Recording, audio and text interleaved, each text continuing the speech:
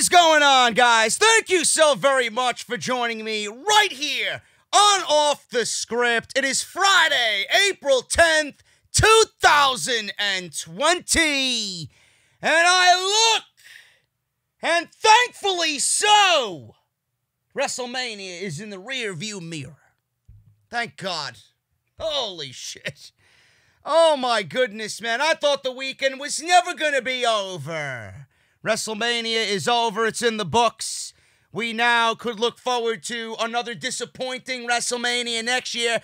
This time, we might actually have human interaction. I don't give a shit if there's no fans, if there's fans, if there's a great card, no card.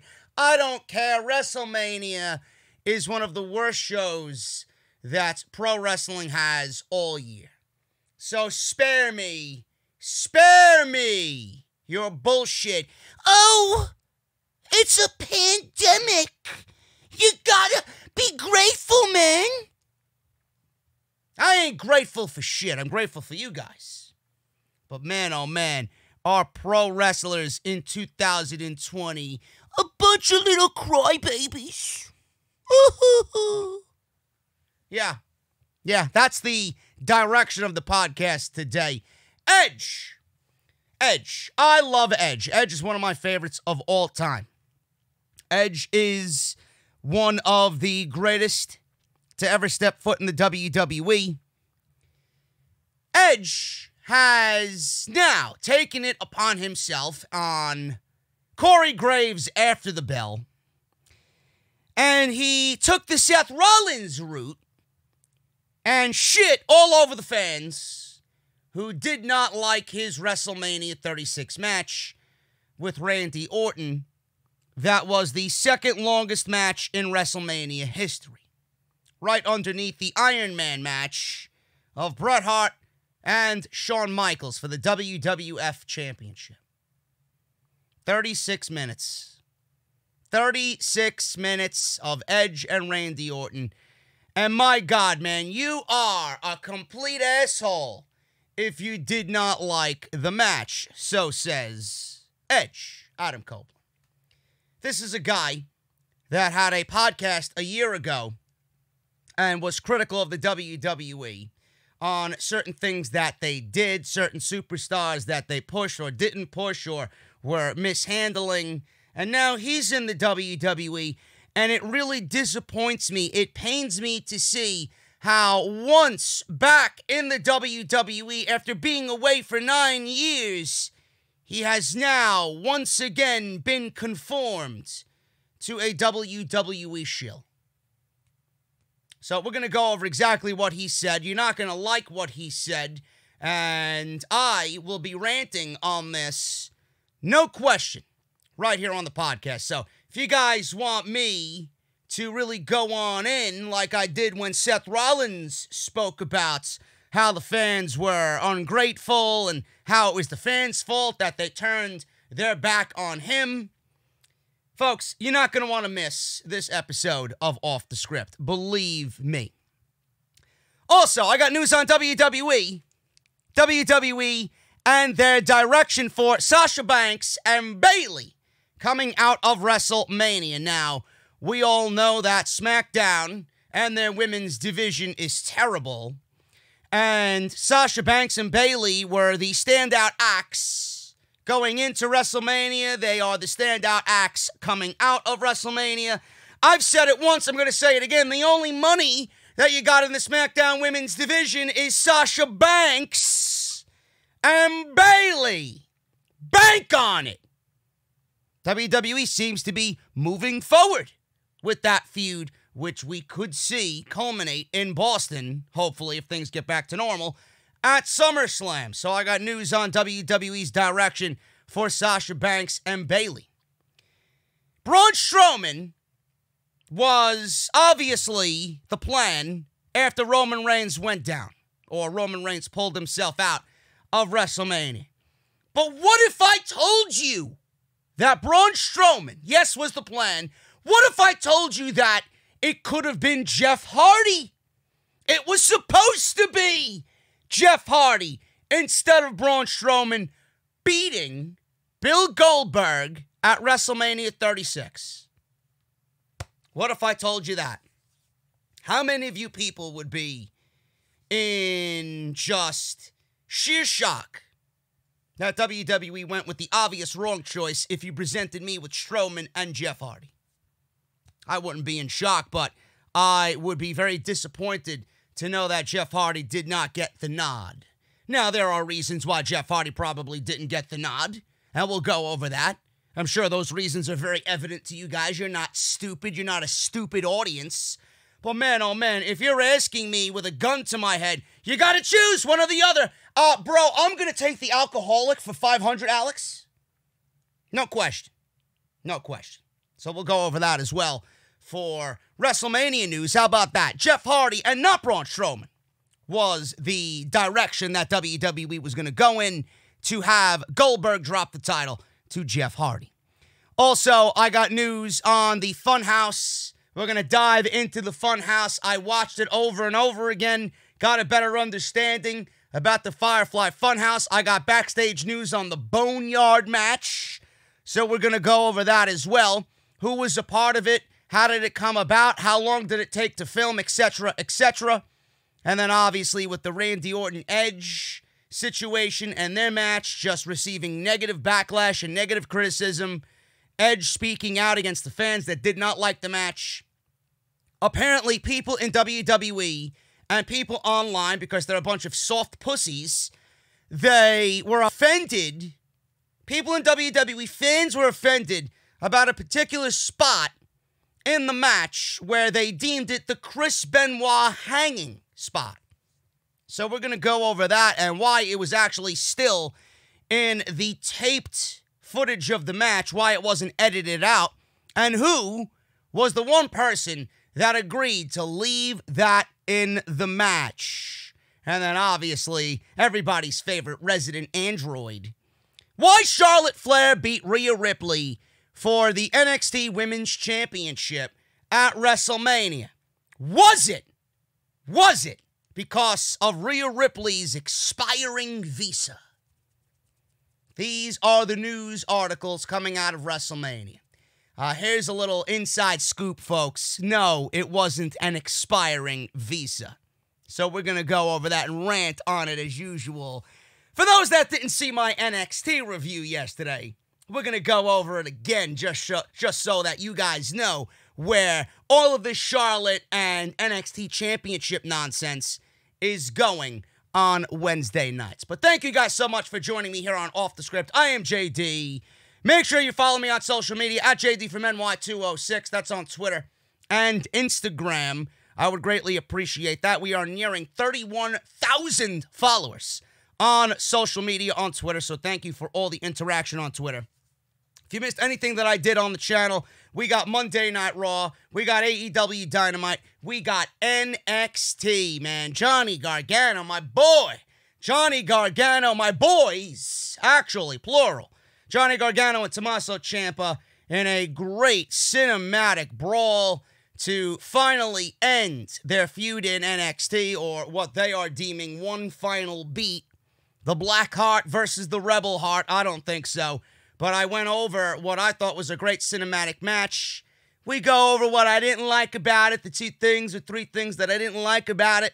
And then we seen the, I guess, on-screen debut, very subtly, of one Mr. Cross and Scarlett Bordeaux. So, if you guys want my opinion on that, go and check it out. Links for everything that you might have missed are linked down below in the description of the very video. Hit that subscribe button down below. Turn on that bell for all notifications. And if you guys want to support the podcast via Patreon, you guys can certainly do that as well. Patreon.com/JD from NY206. And today, the podcast is brought to you by 2 of my biggest sponsors, one being The Ridge, ridge.com/scripts, and the other one being Honey, joinhoney.com/offthescript, and I want to thank them for supporting the podcast here every single week, right here on Off the Scripts. Let's get into the news, guys. I want to start at the top with the Sasha Banks and Bayley situation coming out of WrestleMania. WrestleMania is in the books, thank Christ.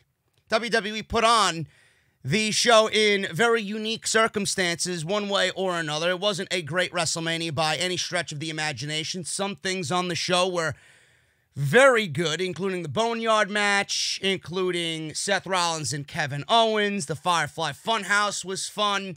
Charlotte Flair and Rhea Ripley had a great match. I'm not taking anything away from what the match was, but the overall event that was WrestleMania, you had 18 matches, 5 of which stood out.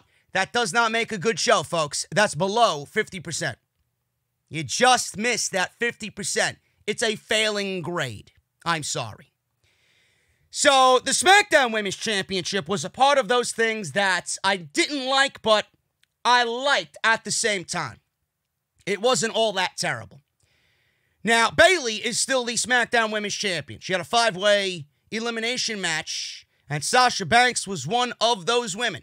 Obviously, we had Lacey Evans, Loser Evans, and her finishing move, the devastating Loser's Right.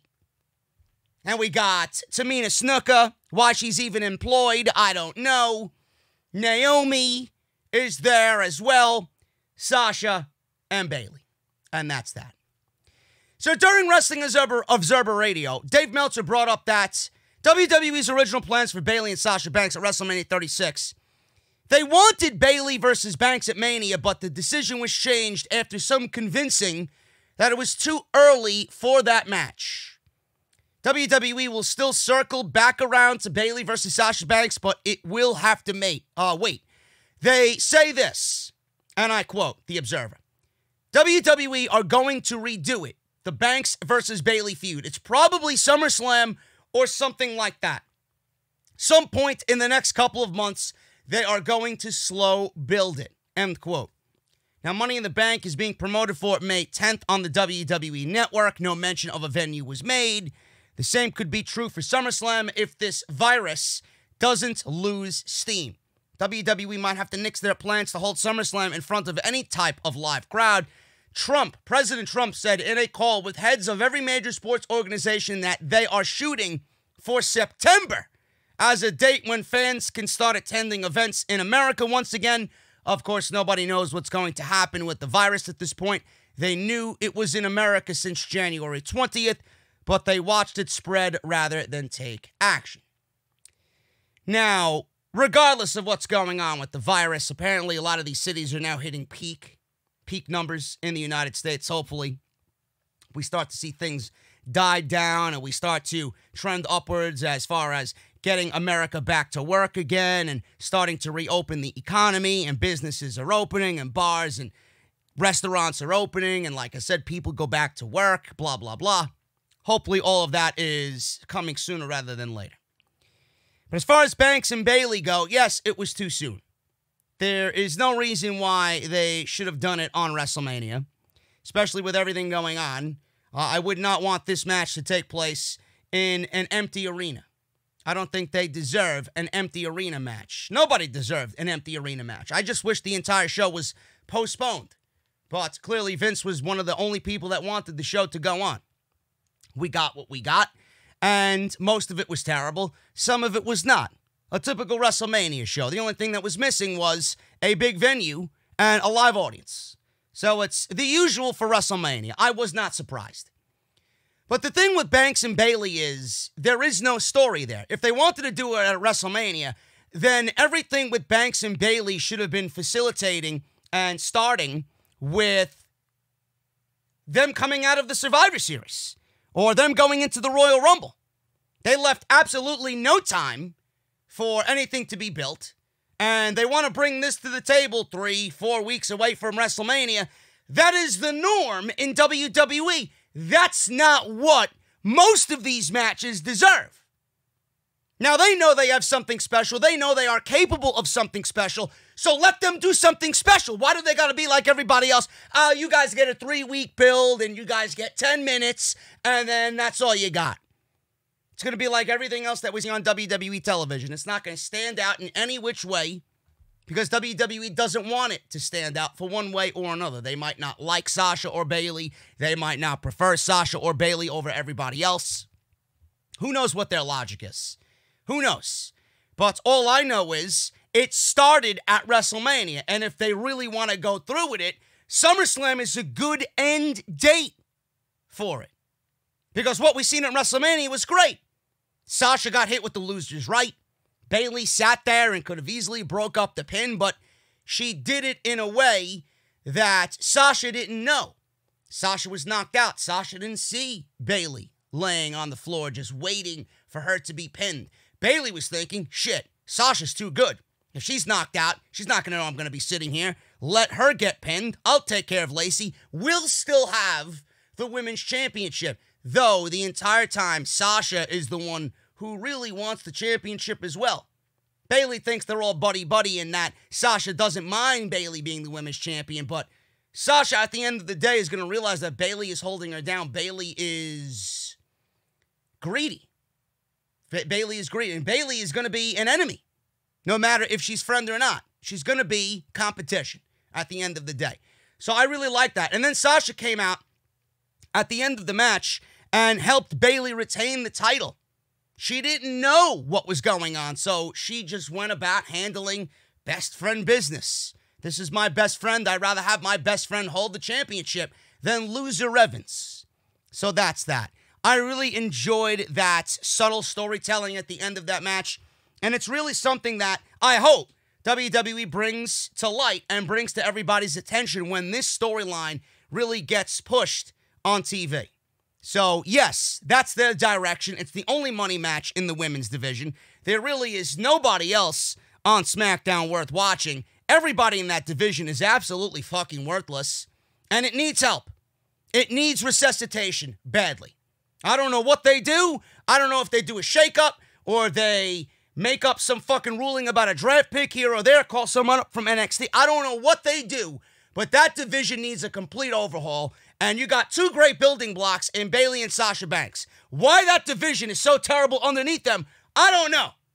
But Lacey, Tamina, Carmella, Alexa, Nikki, Naomi, Dana Brooke, they're not working. They're not working. They never work, they will never work, and they're not working. So get rid of them. I need a complete overhaul in that division to have any interest in what they're doing on SmackDown. Sasha and Bayley excluded. Jeff Hardy. Jeff Hardy. We all know the troubles that Jeff Hardy has been through. It was Jeff Hardy and not Braun Strowman that was planned to beat Bill Goldberg at WrestleMania 36. Now, WWE continued to promote Roman Reigns versus Goldberg for the Universal Championship until 24 hours before WrestleMania. They did not, even the night of WrestleMania, come up with a storyline for why Braun Strowman was there. Even though Triple H was interviewed by ESPN and Ariel Helwani, he said it was going to be a unique situation to get Braun Strowman in the mix. And then obviously nothing about it was unique. It was uniquely garbage. It was uniquely disappointing. That's the only thing unique about WWE. So this is despite the fact that Roman, or WWE rather, knew Roman would not be competing on the show. So they had this in the vault. They had this already recorded. Roman showed up to work on Wednesday. And you know how I feel about this. I've went over this several times. Showed up to work Wednesday. Found out The Miz was ill. That made the Usos upset. Roman got upset. And then he pulled himself out. That's the going story in The Observer. Now, Roman was replaced on the go-home show of SmackDown by Braun Strowman. Subtly. Just threw it in there. Nonchalantly. Michael Cole says, oh, in the Universal Championship, it will be Braun Strowman versus Bill Goldberg, the monster among men. Right? Whatever they said. So based on the fact that Goldberg and Strowman had no build, the match had no build, a Braun Universal Championship win seemed rather unlikely. I don't know why you would give your plan B a fucking title shot. None of it made sense. The guy just lost to Sami Zayn. He lost the IC title. Hasn't been on fucking TV to even do anything to earn a fucking title shot. Got eliminated in the Royal Rumble in about, 5 minutes? The guy virtually did nothing and he's in WrestleMania, or whatever the fuck this WrestleMania was, against Bill Goldberg for the Universal Championship. On top of that, how many of you guys agreed with my stance on Goldberg winning the match? Because if you look at it and really dive deeper into the situation about this, you put the title on Goldberg for him to put it on Roman. You beat the Fiend. You beat the Fiend for Goldberg. You beat the Fiend for Goldberg to put the title on Roman Reigns. You didn't beat the Fiend to put the fucking title on Braun Strowman.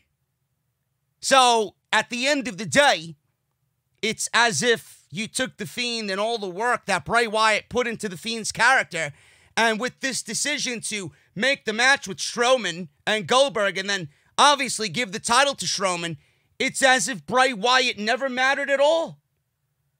His entire body of work, though it was dead anyway, the exclamation point on the word dead was even more profound. I don't understand why people didn't really think about that. Am I the only one who thought about that? Because that's one of the first things that I'm thinking of. You're going to give the title to fucking Strowman? What about Bray Wyatt? That wasn't the fucking plan. That makes him look even worse. You can't look worse than dead. Well, maybe in WWE you can, but they did it. They did it. They succeeded in making Bray Wyatt look worse than dead. Braun Strowman is your Universal Champion. Now, however, the match happened on Saturday. It sucked. It was awful. And these 3-minute, 4-minute Universal and WWE Championship matches, they need to die a fucking 1,000 deaths. I'm so sick of these matches. Seriously. Brock Lesnar and guys like Goldberg do not belong as world champions. When I look at a world championship at a WrestleMania, folks, I want to see a Johnny Gargano Adam Cole classic from NXT TakeOver New York as your main event. The fuck are we watching? That's what you think of your world championships? That is the value that you place on your world championships? 3 minutes? A match in WWE 2K20 with unlimited finishes is what you've seen for the WrestleMania main events. Both of them. Both of them. Now, it took 4 spears and 4 running power slams. That was it. Like I said, it was an unlimited finisher match in WWE 2K20. Now, there are sources in the community that can exclusively reveal that WWE's initial plan was, when they figured Roman wouldn't be working on WrestleMania, was to have Goldberg retain. Now, this would have been the ideal situation because all you got to do, if you weren't going to postpone the fucking show, just keep Goldberg as the Universal Champion, right? Lesnar has made a fucking career out of being a part-time champion. Goldberg could sit at home with the Universal Championship. You pay him a couple of mil, come back when things get back to normal, have him drop the title in front of a live audience to somebody that actually is worth it. That was the way to go. So I thought Goldberg winning was the right idea, even though I can't stand Bill Goldberg, because Braun Strowman was a plan D. He wasn't even a plan B in my eyes. You could have came up with 3 other different scenarios that were better than Braun Strowman. But they did not use any creativity whatsoever. So, Goldberg, when they found Roman wouldn't be doing the show, the initial plan was for Goldberg to retain. WWE wanted Goldberg to put over Roman Reigns, with this being the only reason he defeated The Fiend for the Universal Championship at Super Showdown. More of that situation on tomorrow's show. Now, I don't know if I honestly believe the news and rumors going around. I think that there is some truth to the news and rumors going around about Goldberg wanting to not lose, wanting to protect his image, being a selfish prick in the world of pro wrestling. I believe every fucking thing about Goldberg being a selfish son of a bitch. But that is for tomorrow's show. Now, these sources have learned that tentative plans were in place for Roman to defeat Goldberg at SummerSlam. SummerSlam. They were going to have Goldberg retain the title, Braun Strowman was merely going to be a warm body in the middle of the ring, and then Roman and Goldberg was going to take place at SummerSlam. I would have been okay with that. I knew the title was going to go to Roman Reigns anyway. I would do anything but give fucking Braun Strowman the Universal Championship. That's my mentality. I'll take Roman 7 days out of the week over fucking Braun Strowman. I'm not a dummy. I'd rather see Roman as the fucking man carrying the brand and being in the main event than fucking Braun Strowman. With WWE hoping by that time, the virus situation will have died down by August. So, this report exclusively says that the reason WWE opted to have Braun win the title on Saturday night is because Goldberg's final WWE appearance and match of 2020 was set to be at WrestleMania, and the Hall of Famer had no intention of adding more dates to his current deal.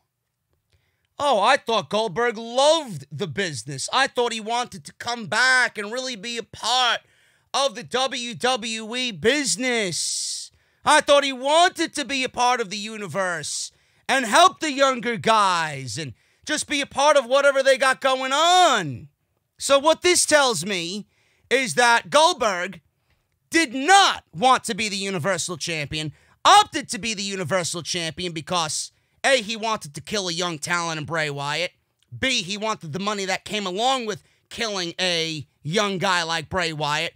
Going into WrestleMania, getting that guaranteed Hall of Famer, 50-plus-year-old fucking contract payday from WrestleMania. And he had no more intentions of coming back.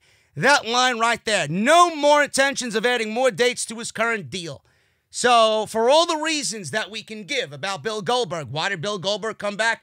Folks, Goldberg came back for the money. Goldberg came back for the money and the money only. This is a man that came back to a business he could not give a single shit about. Goldberg is a fucking disgrace. Goldberg should never step foot in the fucking ring ever again. Goldberg shouldn't even sniff another world title as long as the guy is fucking alive and breathing and blood is pumping through his veins. And fuck Bill Goldberg. Fuck Bill Goldberg. If you are a fan of Goldberg and what he represents, you are a fucking piece of shit. I'm telling you right now. Fuck Bill Goldberg. I'm done with this fucking clown. Absolute disgrace to the entire business is Bill Goldberg. Not 1 ounce of fucking care does Bill Goldberg have about this business. Not one. He went into Saudi Arabia, and like I said on my Super Showdown review, you'd think he would have done the right thing. Now, we all know Vince McMahon is fucking changing his mind more than he changes his fucking underwear. So, when Bill Goldberg heard about the fucking outcome, he should have been like, well, you know, Vince, I don't think that this is the right idea. I don't think we should take the Universal title off of a young, up-and-coming talent like Bray Wyatt with this new gimmick that he's trying to get over. I think it's better for the brand and the future of the brand and the future of Bray Wyatt if he goes into WrestleMania as the Universal Champion and still looks strong and has that momentum underneath him. Now, he should have went to Vince McMahon, even though Vince McMahon makes the big decisions. He should have said, you know what, Vince, I don't think this is a good idea. What did he do? He said, you know what, boss? You're probably right. I don't want my image to be tarnished anyway. I want all the little kids to look at me as a superhero, and if I lose to Bray Wyatt, if I lose to this guy in a creepy clown mask, my image will be tarnished amongst all the youngsters who think I'm a superhero. This is Bill Goldberg's This is Bill Goldberg in 2020, folks. This is his mentality. All the young people that didn't even know he fucking existed 20 years ago. Who the fuck is watching the current product that watched Bill Goldberg back during the Monday Night Wars? Who? Unless you're someone like me or someone in my age range, you don't give a fuck. All the people now that are like 10 years old, 11 years old, they don't know fucking Bill Goldberg. They don't know who he is. Who the fuck are you disappointing? What image are you going to be tarnishing amongst these people when there's no image for them to even fucking conceive when it comes to Bill Goldberg? This guy single-handedly went along with the company's plan to kill Bray Wyatt. And now Bray Wyatt's dead. If you thought the Fun House was great at WrestleMania, I don't know what the fuck you're thinking about the future of Bray Wyatt. Oh, yeah, it was great. Oh, yeah, they sacrificed John Cena for Bray Wyatt. What are they doing? Just like Drew McIntyre and his title win, it's all in the follow-up. Bray Wyatt was already tarnished. He came out of Hell in a Cell dead. WWE had everybody lose faith in Bray Wyatt because of one horrible creative mistake. Then they do this, Strike 2 with Bill Goldberg for WrestleMania. Now they got Bray Wyatt somewhat in a reset. And what's going to happen then? When he wins the title and then he drops it to Roman, then the character of The Fiend can fucking die in peace. Unbelievable. So, they wanted Roman and Goldberg at SummerSlam. Braun won the title because of Goldberg not wanting to add more dates to his current deal. The decision to have Strowman in the match instead of Reigns was made when it was clear whoever replaced Roman would be winning the title. There were reportedly talks of giving Jeff Hardy the role, but WWE ultimately went with Braun Strowman. So they ultimately went with Braun Strowman, and they went with Braun Strowman not because WWE doesn't value or look at Jeff Hardy as a superstar. They went with Braun Strowman. If this was really the only choice, which we all know it wasn't, WWE just lacks brains and creativity. If this was 1 and 2 choices that they had, the reason why they didn't go with Jeff Hardy is because Jeff Hardy cannot be trusted after what had happened with him last time. Alcohol problems, fucking domestic violence and domestic abuse, driving. God knows how many times this is. What is it, like 3 or 4 different times driving with a fucking suspended or revoked license? Drinking habits, being drunk in public, passed out in hallways. You can't give the WWE Universal Championship to a guy that has been fucking just knee-deep in bullshit. A guy that you can't fucking trust to take care of his own life. You're going to trust him with the fucking major title in the company? That's the reason why they didn't do it. If Jeff Hardy was clean, sober, and on the right track and didn't fuck up for the last 3 or 4 years, then maybe things would have been different. But Jeff Hardy could have been Universal Champion if he wasn't such a fuck-up. Now, hopefully he's back and healthy and just back on the right track.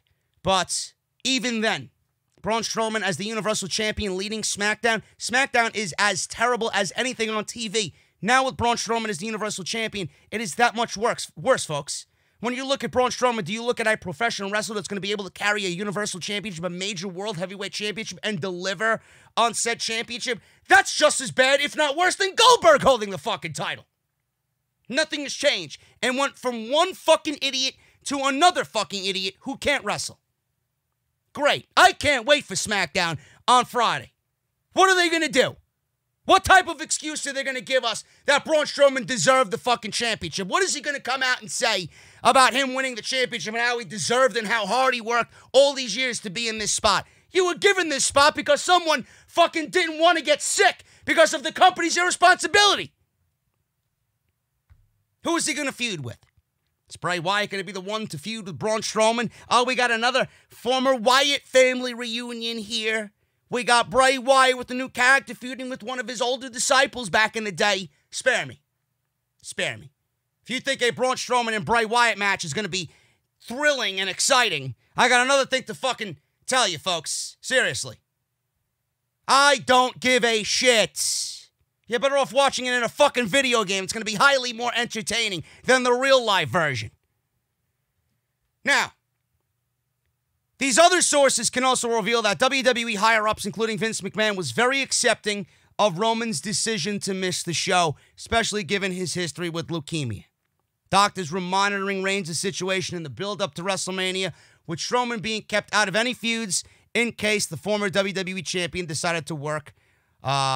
Some did not want to work the show, or he decided to work, just when things got better. So that's that. But I don't even believe they kept Roman out of any feuds. That was their plan. You mean to tell me WWE thought about this ahead? Yeah, we're going to keep Strowman out of any feuds and use him as a plan B in case things don't go right. Give me a break. You're giving WWE way too much credit at that fucking point. They're like, who's the biggest fucking oaf that could make this thing look believable? Strowman, God. No build, no story, no explanation, nothing as far as why he was in this match. And that's the story there with Jeff Hardy and him being the one that they wanted to go with, but clearly WWE opted to go with Braun Strowman. WWE considered fans in attendance at WrestleMania. Now, obviously, there was nobody in attendance in Orlando at the Performance Center for WrestleMania 36. The company had a closed set with only essential people in the building while taping both nights of the events.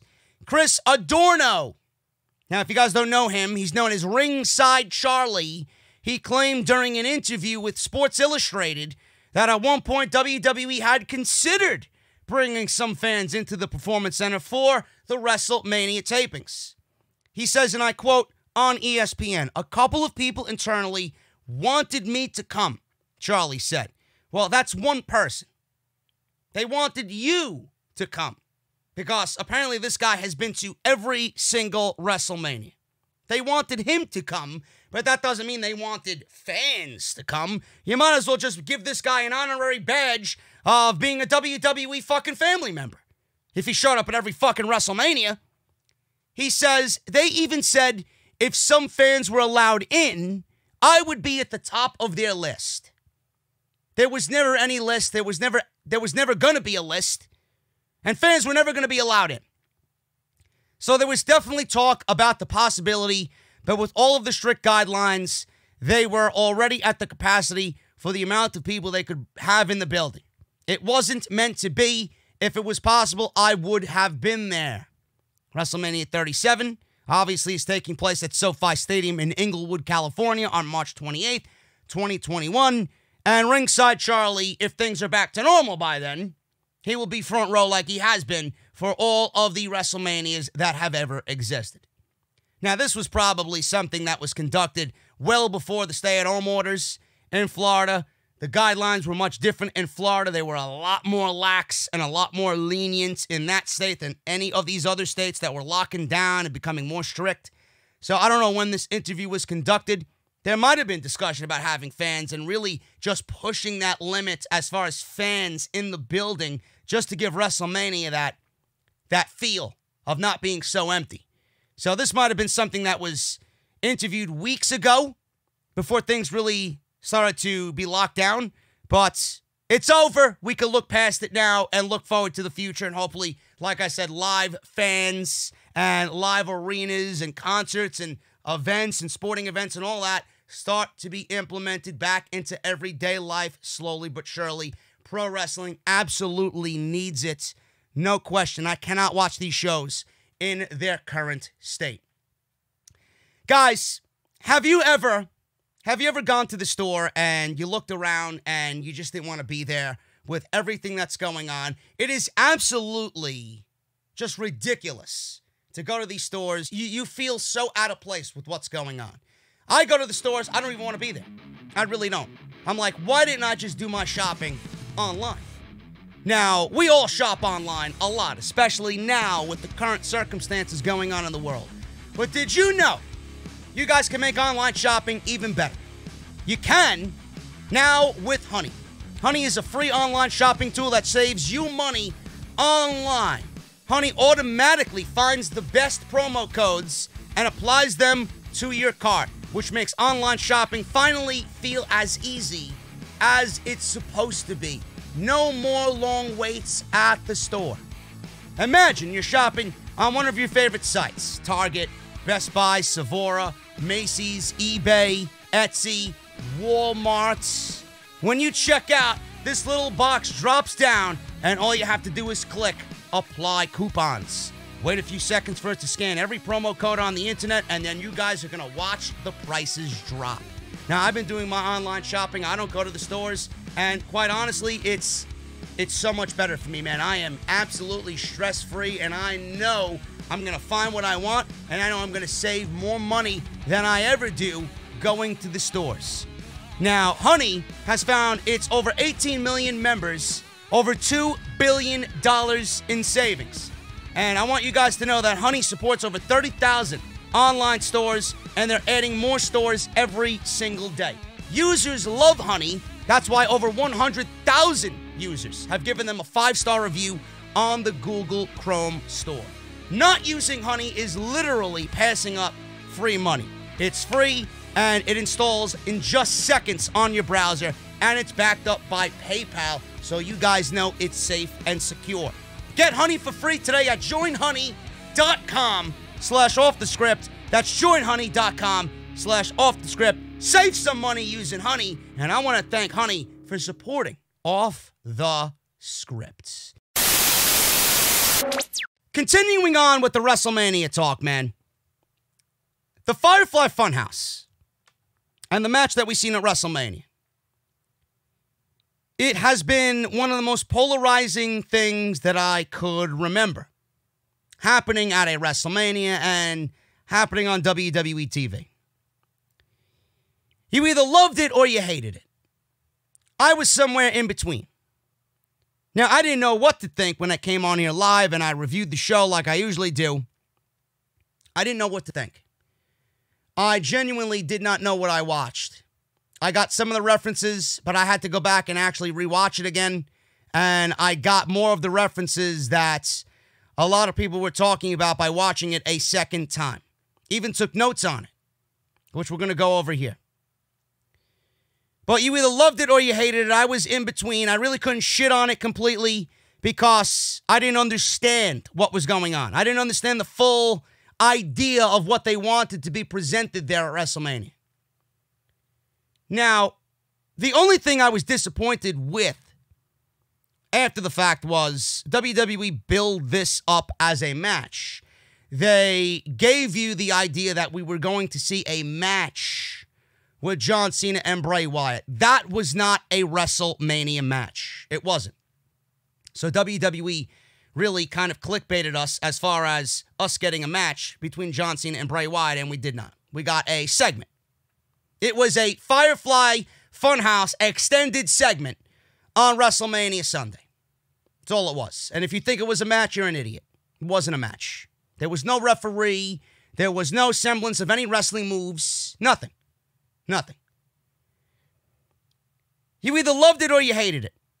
For the people that hated it, I got to ask you one question because I'm having a very difficult time trying to really comprehend your logic. Why did you hate it so much? Why did you hate it so much? WrestleMania in itself was a terrible show. So it goes along with everything that comes with WrestleMania. It was a terrible show. To you, it was a terrible segment or a terrible show. Nothing at that point was going to be redeeming on WrestleMania. I think a lot of people expected a match. I think a lot of people expected a cinematic match like The Undertaker and AJ Styles and the Boneyard Match. Yes, I'm one of those people, but I didn't immediately shit on it because I've always enjoyed the out-of-the-box creativity of Bray Wyatt. Wyndham Rotunda is a brilliant individual, and his creativity should really be admired in a day and age in WWE where there is no creativity or where they're afraid of creativity. But what do you guys really expect? Would you rather see what you've seen in WrestleMania? Or would you rather see a John Cena Bray Wyatt Fiend match happen in an empty arena just like everything else and more than likely end up being one of the worst matches of the entire year because of it being in an empty arena and there's no emotion or feeling behind anything that those guys are doing? They wanted to tap into the emotion that you felt towards John Cena in his illustrious career. They wanted to tap into the emotions of Bray Wyatt and the fact that you had these emotional ties to Bray Wyatt and you want to see him succeed. You want to be a part of his universe. This was more about John Cena and potentially closing that final chapter in his book. And it was also a way for you to fully understand the true meaning of the Firefly Fun House. This is what I interpret when I went and watched it back. I would have much rather seen that than these guys in an empty arena shitting the bed like Edge and Randy Orton. So if you got a gun to my head and asking me which one do I want, I'm going to take what we've seen on WrestleMania Sunday. Now, I would be very curious to know what type of match these guys could put on and the story that they could tell if things were normal in front of 80,000 people, but we were originally planned to get a match. Clearly, things changed in between when the match was announced, when the virus hit, and when WWE went about producing WrestleMania at an empty performance center. They knew a real match wasn't going to work. That's why we got what we got. The Firefly Fun House match was the most talked about thing coming out of WrestleMania. For good, for bad, for whatever. WWE got what they wanted. You're talking. When the segment was edited and Vince McMahon saw it, sources say that he loved it, and the "it's good shit" line in the Funhouse was approved by him when it was suggested to him. For those of you that don't know, that line came from the Talk is Jericho podcast with Jon Moxley when he was on last year to talk about his experience with Vince McMahon and his crazy creative ideas.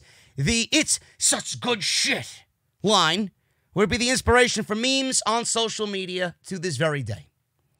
Dave Meltzer confirmed today on the Wrestling Observer Radio, or this week rather, not today, but this week on the Wrestling Observer Radio, that much of the creative input for the Firefly Funhouse came from Bray Wyatt himself.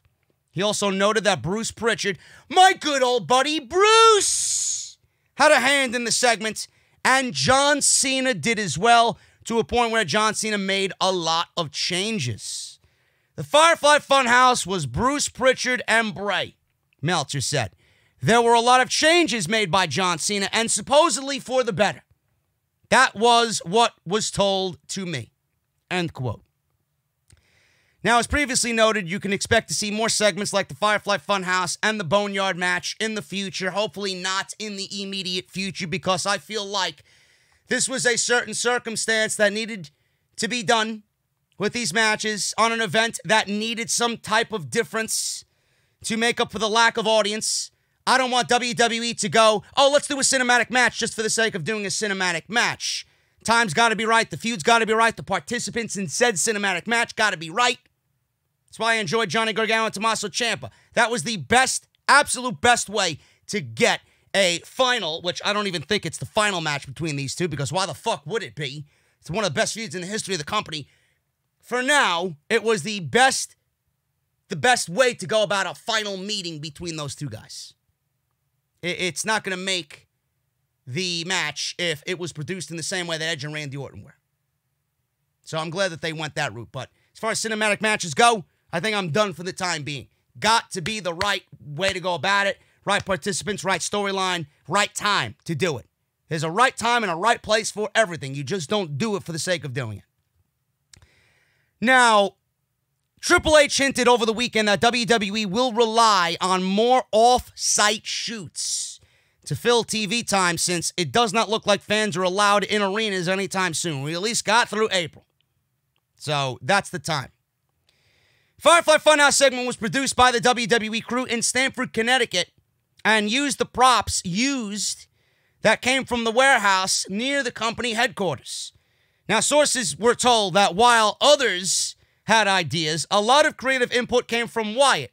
The Boneyard Match, which we'll talk about in a little bit, was produced by the NXT crew in Orlando, Florida. Triple H, Shawn Michaels, Jeremy Borash, and everybody that is on Triple H's team produced that match.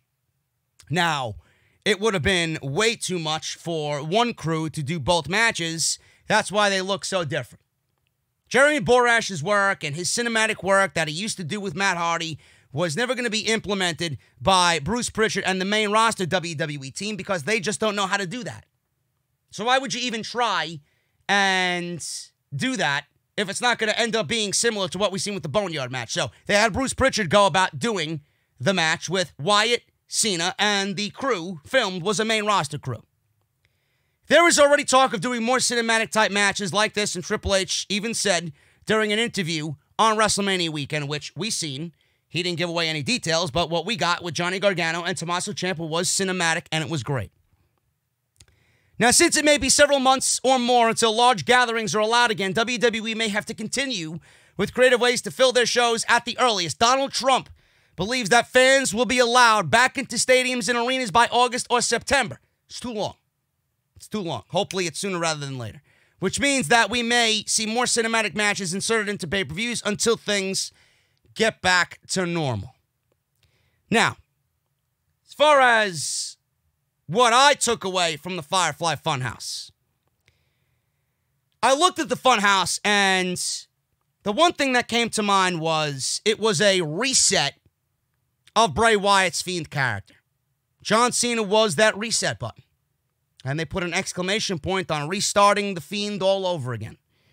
The other thing that I took away from this Firefly Fun House match, and I said this to myself during the show, I love the way that they gave an inside meaning. They gave identity to the Firefly Fun House. The Firefly Fun House was just a backdrop for Bray Wyatt's human character, his fun-loving, silly Mr. Rogers-like character with the puppets and the pictures and him doing his silly skits, right? That was all it was. It was a backdrop. There was always a door behind Bray Wyatt in the old productions of the Firefly Fun House. Now WWE got lazy with them. It's nothing but a blue wall and pictures are hanging up. You're lucky you get a window, right?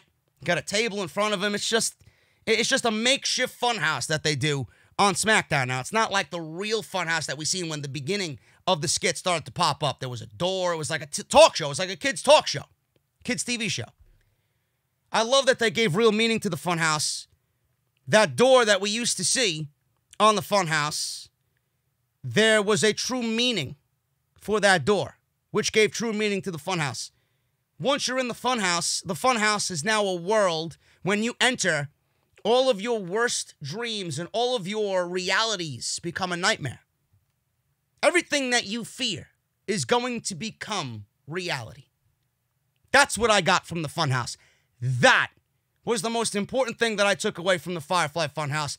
And if everybody hated the match, you really didn't do anything along the lines of thinking about why that happened, why this happened, why did I see this skit, why I seen that skit, or you refused to think about what the true meaning of the Funhouse was. I thought it was great. I thought the meaning of the Funhouse was up front and center, and I appreciate now that we got a story of the Funhouse. When you enter, all of your nightmares, all of your fears will now be brought to light. I think that's excellent. Now, was it an acid trip? Absolutely. Somebody obviously did fucking 6 lines of coke before sitting down and going over what's going to happen in this segment of this Firefly Funhouse match, because I refuse to call it a match. Now, if you look at the world that Bray Wyatt has created, obviously you can tell his creative genius. Cena was, in the promos leading up to the show, telling everybody that he was going to put an end to the most overhyped, overrated, overpushed, overprivileged WWE superstar to come along in a very long time. He said WWE history. I don't think so. Not when you got Roman Reigns and Charlotte Flair on the main roster. Everybody thought he was talking about Bray Wyatt. But in actuality, he was talking about himself. Bray Wyatt turned it around, and when John Cena walked into that funhouse, the overhyped, overpushed, overprivileged WWE superstar in WWE history that John Cena was talking about was John Cena. He was talking about himself. Now, the entire match from the beginning to the end was simply not about Bray Wyatt. It was about John Cena. Everything about the match was John Cena. John Cena walked into the funhouse. Rambling Rabbit even said so. Be careful, man. Be careful. And what happened when John Cena walked into that funhouse? Everything about John Cena from beginning to end was cut up and dissected, brought to life. All of his realities at that moment were every single fear he ever had in his 15-plus year career. Every single fucking fear that John Cena had was brought to life in that funhouse. Now, John Cena's character and all of his fears and insecurities, they were brought right up front, from his commitment issues to his fear of not being taken seriously because of his body stature and his body type and how everybody used to make fun of him about his big upper body and his skinny legs. He used to be a bodybuilder. The fact that he almost got fired because WWE found him to be a very plain, boring, vanilla babyface with no character. And then John Cena became the John Cena that we see. Thugonomics John Cena. We got John Cena the way we got John Cena now. He was just there. And he was hanging on the brink of employment with WWE. They were about to fire him. We got to see John Cena in an NWO shirt with Bray Wyatt playing Eric Bischoff wearing the Wolfpack colors. Now, a lot of people were confused about this. John Cena came out strutting with the WCW Big Gold title, pretending to be Hollywood Hulk Hogan wearing a black and white NWO shirt. How many times has it been discussed on social media and throughout Reddit and throughout forums for as long as John Cena's been around? John Cena's got to turn heel. John Cena's got to turn heel. He'll be such a great bad guy. He'll play such a great heel. John Cena turned heel when the time was right. It would rival Hulk Hogan's heel turn. It would mimic and mirror Hulk Hogan's heel turn when he turned on Sting and on Macho Man at Bash at the Beach and joined Hall and Nash. Did we ever get that? No. Why didn't we get that?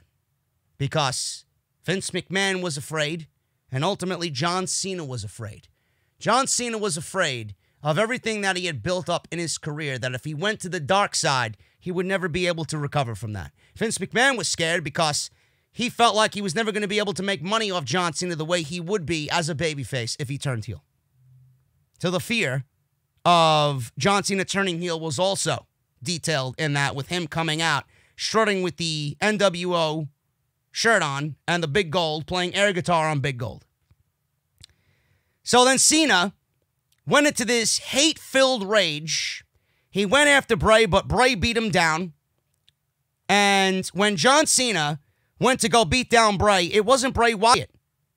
Before Bray got his hands on him, legitimately, he was punching away at Huskus the Pig instead of punching Bray Wyatt like he wanted to.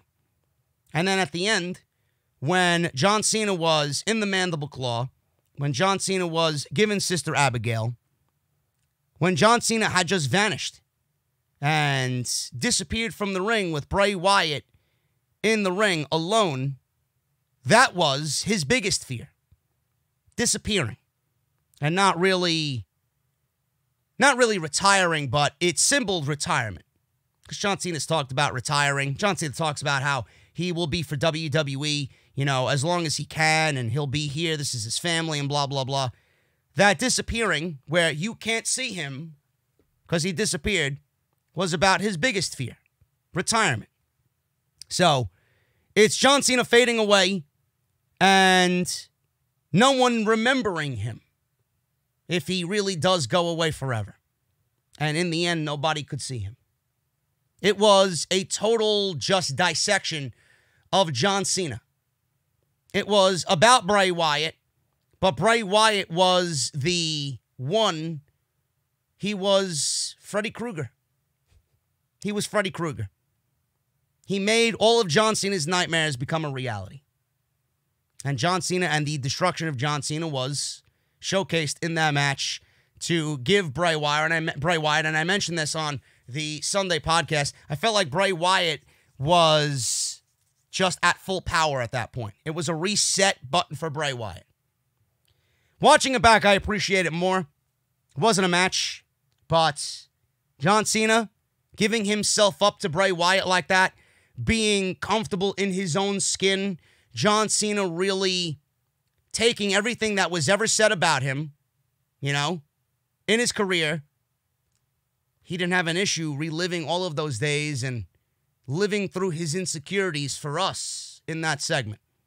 Bray Wyatt's creativity was on point. Bray Wyatt's just vision about this character was front and center. And we can praise him all day long for how great and how creative he is, but John Cena deserves some credit as well for letting those walls down, for being the guy that a lot of people don't think he is, you know, selfish, and he buries this guy and buries that guy. John Cena let all of his insecurities known to the entire world about his entire career for our enjoyment. I've said this on the podcast, and I'm not afraid to admit it. I became a John Cena fan at the end of his career. And I can honestly say John Cena is one of the greatest of all time. And if you don't think so, that's on you. But I was with you guys, again, with John Cena. You know, I stopped watching because of John Cena way back in the day. I just did not find any interest in this guy being the number one guy. I took about a year off. But I grew to appreciate who he is and what he means to this company at the tail end of his career. Started with that United States Open. I'm like, John Cena's fucking great. He was the best thing on Monday Night Raw when he was doing that United States Open challenge, you know? And John Cena's not as selfish as everybody makes him out to be. Maybe in his career early on, yeah. You know, as he got to that peak and he was the guy, you know, he was the number one guy. Everybody gets that about them. Everybody gets that mentality. Everybody gets that big head. So it happens in every business, just not pro wrestling. But for people to still say that about John Cena now and hold some type of grudge about what he did fucking 10 years ago, 12 years ago, 15 years ago. I mean, bro, there's other things in life that you should be concerning yourself with, not John Cena and how he buried and held talent down. Look at the match or the segment that we got on WrestleMania Sunday. It was anything but a selfish John Cena. I urge you guys to go back and watch it and maybe pick apart what you might have missed in the first initial viewing, because that's exactly what I did, and I was better off for it. So the Firefly Fun House match continues to still be a huge talking point coming out of WrestleMania. The other talking point was the Boneyard Match. The Boneyard Match took 8 hours to film. Now, it was a huge success. Yes, AJ Styles main evented WrestleMania. It was the last thing on the show. He main evented WrestleMania. Now, if you're Jim Cornette, AJ Styles and his career was buried by WWE. I don't think that was the case. I really don't. This was a huge success. I thought it was fucking awesome. I love the cinematic matches when they happen that way. Jeremy Borash hit a home run. The NXT crew hit a home run. And if they want to do something like that for WrestleMania next year or the year after that, I'm okay with seeing this once a year. I really am. I loved everything about this. I texted Ticket Drew, my buddy Ticket Drew. I said, this is fucking awesome. Right when The Undertaker was riding down that open road with fucking Metallica blasting on his bike. I'm like, this is fucking awesome. You know? How many people would love an entrance like that to a WrestleMania match? So, they needed ways to fill the match with as much as they could to really make it stand out, you know, until the restrictions on large gatherings were lifted, obviously. This is what we were in the mindset of seeing on WWE television. They wanted to get you used to this for the time being because this is what the norm might be until things get back to normal. So photos from the set of the Boneyard Match have popped up online, and if you guys go look for it, you could see a ton of people in production, a ton of people involved with the entire match and the segment. Jeremy Borash, who works at NXT, formerly of Impact Wrestling, worked on the Ultimate Deletion segments on TNA several years ago with Matt Hardy and Jeff Hardy. He was involved in the Boneyard Match production. Borash was the driving force, says Meltzer. Michael Hayes and Paul Levesque were also involved in the production of this.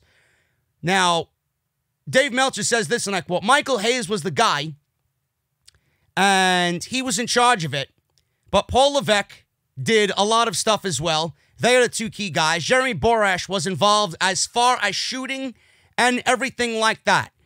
And that's the most important thing. Visually, you know, Michael Hayes and Triple H could be involved in, you know, being producers. But the way Borash goes about making it look, that's the most important thing. If he wasn't there, it might not have ended up looking the way it did. So when people want to say, oh, Borash wasn't the driving force, he absolutely was, because without him, it wouldn't be looking the way it did. You can have any fucking idiot just ordering people around, you know, but it's a collective effort. But Jeremy Borash and the way he handles the way the cinematic just match comes about, that's the most important thing. Now, shortly after WrestleMania went off the air, The Undertaker posted a message on Instagram that strongly suggested that he has retired. I don't believe any of these stories, so please don't believe them. The Undertaker's been retired for the last 15 years. If I had a fucking dollar for every report and every tweet and every Instagram post that I seen about, oh, this guy's retired, the Undertaker's retired, the Undertaker's not coming back, the Undertaker is going to be doing this and that, I'd be a fucking millionaire. The dead man posted the following message, and I quote, "It was a hell of a ride. Hashtag Boneyard Match, hashtag WrestleMania, hashtag 30 years. Now, the 30 years caption references to his 30th anniversary in the WWE. Taker's been dealing with some serious injuries for many years. There's been a lot of talk of him retiring, dating back to the late 90s. Now, I have not yet to watch it. I don't even think it's out yet. It might be, and I don't know. But The Undertaker has a docuseries on the WWE Network called The Last Ride. And we've seen a coming attraction to it after WrestleMania went off the air, after that Saturday show. Taker got really candid on his health and admitted for the first time in detail that his body is beat up and he had to get surgeries after previous WrestleManias, and he talked about only being able to wrestle once a year. The docuseries tackles the subject of The Undertaker hanging on too long, and he acknowledges that he wanted to leave on a high note. Now, as previously reported, The Undertaker wanted to redeem himself at this year's WrestleMania, and the idea behind the Boneyard match with AJ Styles was to make The Undertaker look like an older version of himself instead of a broken-down version that the fans have seen in recent years. That's why we got the American Badass, or a mixture of the American Badass and Big Evil. A lot of people were wondering, well, where's the Dead Man Undertaker? Why do we need to see the Dead Man Undertaker? I don't want to look at WrestleMania and look at The Undertaker doing what he's been doing for all my fucking life. Everybody loves the American Badass version of The Undertaker. I'm glad he's back. This is something that might give him a different feel to those people that are so disenfranchised with the Undertaker character. It might open people up to like, oh shit, Undertaker's cool. You know? This might give the Undertaker a different feel and a different look going into a WrestleMania, whereas a lot of people were like me. I don't care to see the Undertaker on a WrestleMania show, but if it's like this, I'm all for it. This is something that could be a driving force to get the Undertaker to a match or two a year. So I was all for it. Now, many people speculated that this was done as there was no live crowd, but with it likely being that Taker will return to his usual character once fans are allowed back into these stadiums and arenas, that's not so true. It's not so true. WrestleVotes stated that his belief is that the American Badass version of The Undertaker is not going away anytime soon.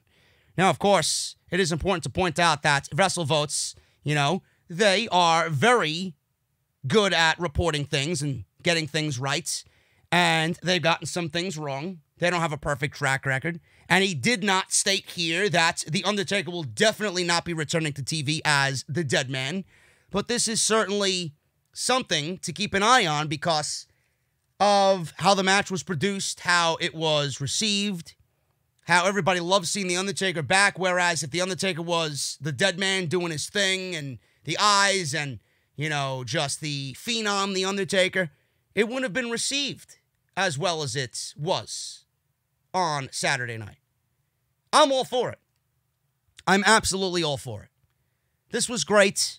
This was a piece of WWE history that will be one of those things that you go back and watch every year because of how great it was. And legitimately, night one was better than night two.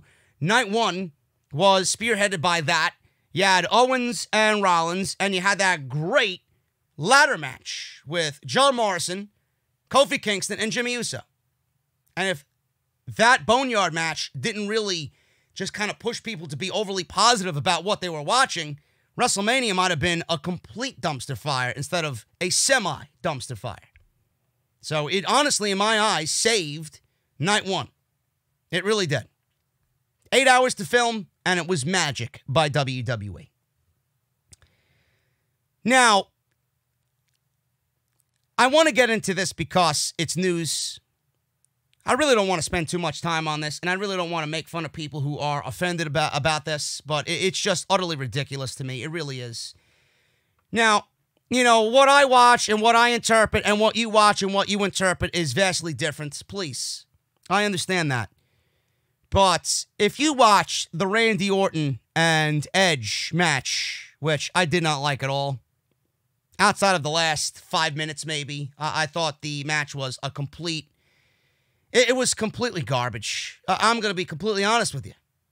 You know? And I love Edge. I thought Randy Orton was doing some of the best work I ever seen Randy Orton do.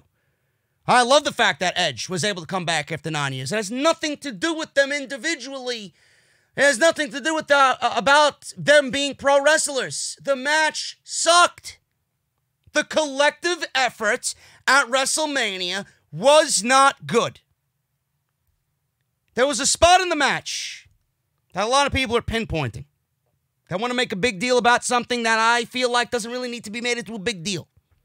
I think Meltzer and Alvarez accentuated this thing, and it got turned into a big deal. Now, during the Last Man Standing match, it came to everybody's attention that there was a spot where Edge had his head and his neck through some weightlifting equipment. Randy Orton was choking him out. And apparently this segment, or this part of the match where Randy Orton was choking Edge with this weightlifting equipment, offended a lot of people watching. The reason for this is that using a weight machine to asphyxiate someone is the reported way in which WWE superstar and, you want to call him what he really is, a murderer, Chris Benoit. This is the same exact way Chris Benoit went about committing suicide in 2007. Now, the following was said by Dave Meltzer on the Wrestling Observer Live.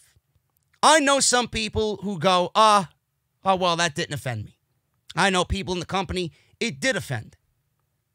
I know when I saw it, I couldn't not see Benoit. It's impossible unless you're brand new. I know. Here's the thing, too. It probably affects the talent more than the fans, because while you can say that some fans are new and some didn't see it, there's not one wrestler there who doesn't know the Chris Benoit story. Not one. According to Meltzer, no one who edited the match together is to blame for the spot, as the decision of someone at the top who overruled other people. Let me read that again, folks. No one who edited the match together is to blame for the spot, as it was the decision of someone at the top who overruled other people. There's only one person in the company that could overrule anything as far as what is produced, what is allowed on TV, and what is an outcome of a match. That is Vince McMahon. So, for better or worse, Vince McMahon allowed this spot to remain in the match. If you're upset with Randy Orton and Edge, don't be. Don't be. I'm sure.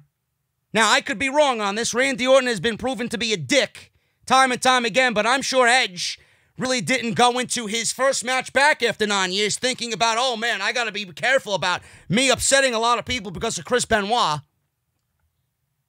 Edge didn't have anything to do with anything here. He wasn't thinking about, what's going to offend people and whatnot. He wanted to put on a fucking match for the first time in 9 years. Randy Orton, I don't know. Randy Orton could be a dick when he wants to be a dick. There were some reports saying that he made fun of something in light of Eddie Guerrero's passing. I don't know. I stay out of all that drama bullshit. I don't care what was said by who, what was done. I don't care. I don't really care. Vince McMahon is the guy at the top who overruled this and kept it in the original footage to air on WrestleMania. Now, the report says we don't know for sure if that person at the top is Vince, but you don't get more at the top than Vince McMahon. So please. Now, a lot of people said it was a tasteless spot, particularly given that the documentary on Dark Side of the Ring with Chris Benoit about the murder-suicide of him and his family just aired 3 weeks ago. It's unfortunate that people took this the wrong way. And, again, your viewing habits are much different than my viewing habits. I don't let things easily trigger me or easily bother me when it comes to this type of thing.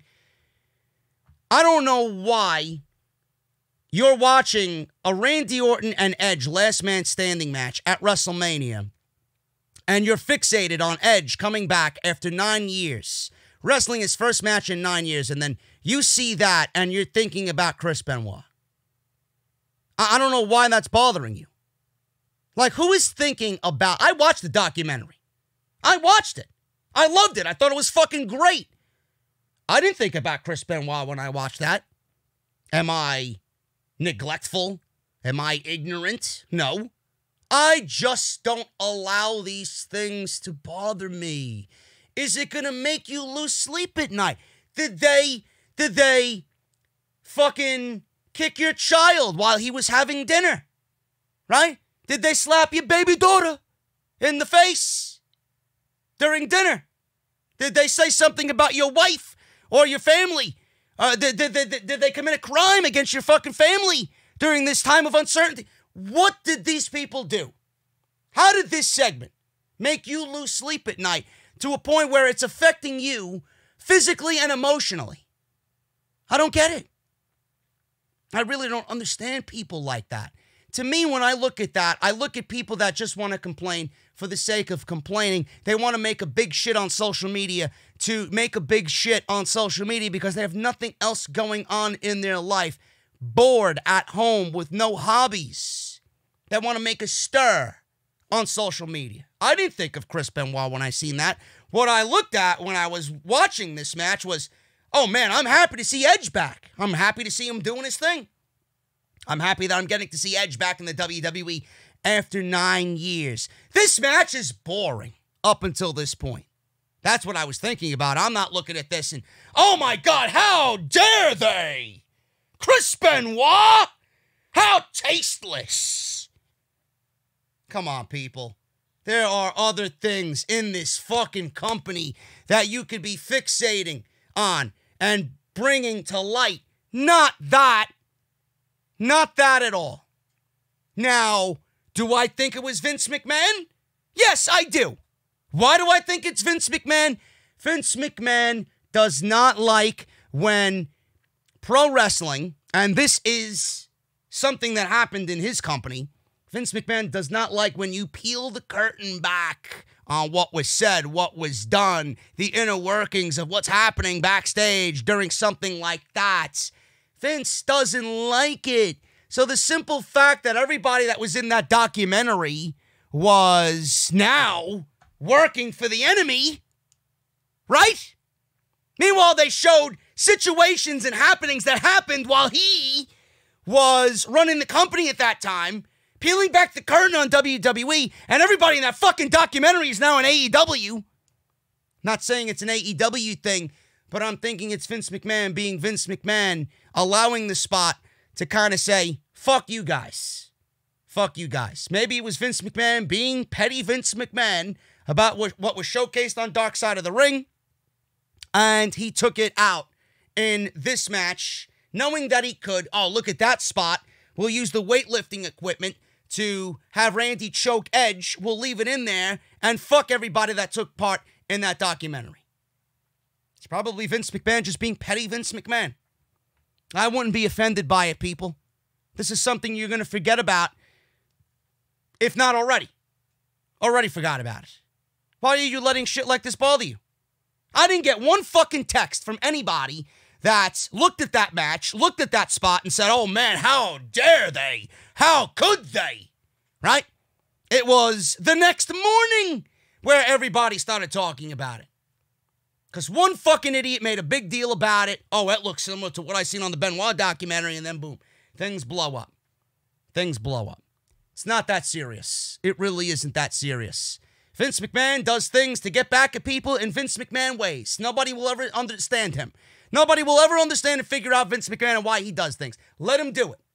Let him do what he needs to do. It's probably just petty Vince McMahon at the end of the day. The biggest situation is why the fucking match went 36 minutes and why the match was so fucking terrible.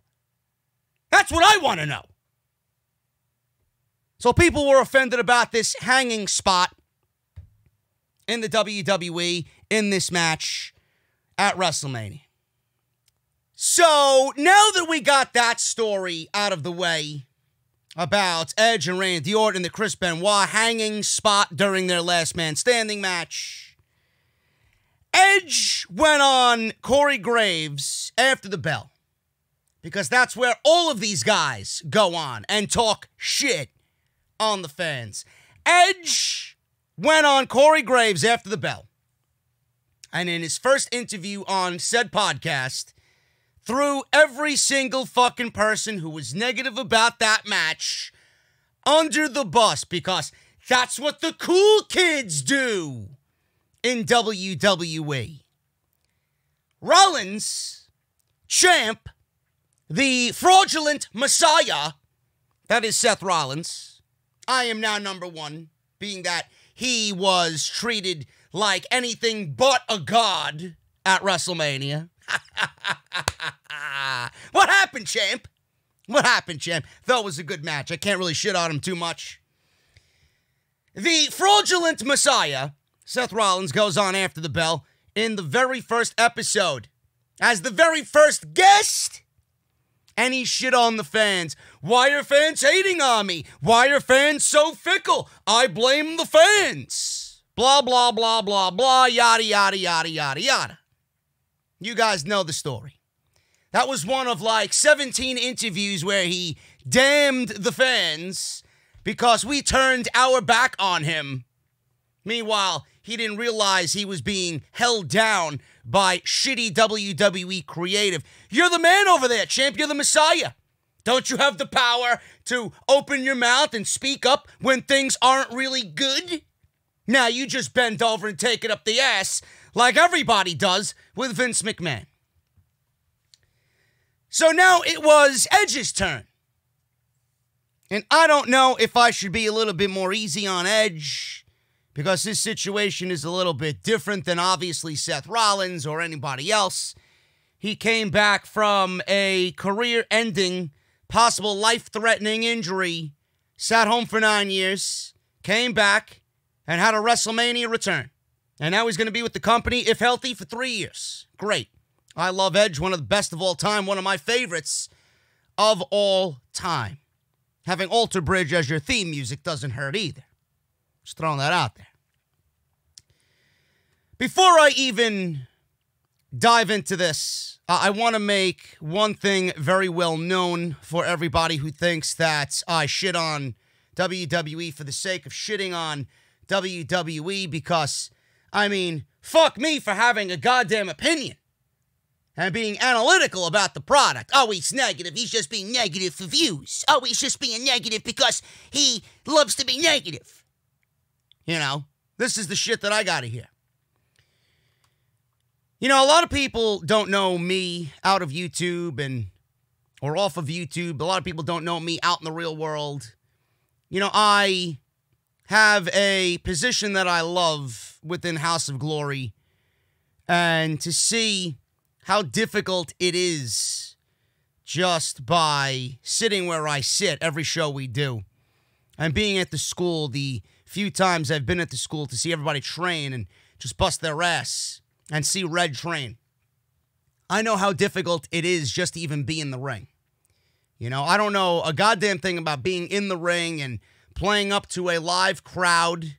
You know, I feel the energy, I see the effort, I see the passion, the love, the dedication of everybody in that ring, man, woman. I see it. I always appreciate what the talent does in this world that we all love, known as professional wrestling. Okay? I love everybody that I have had the pleasure of working with. I appreciate the talent, the men and the women up and down on WWE, on AEW. Okay? A lot of what I say here is very subjective. Pro wrestling and the topic of pro wrestling and the podcasts that we listen to, everybody's going to have a varying opinion. Everybody's going to have a different take on what we're watching. Okay? That's the beauty of what we do. It's a very subjective thing.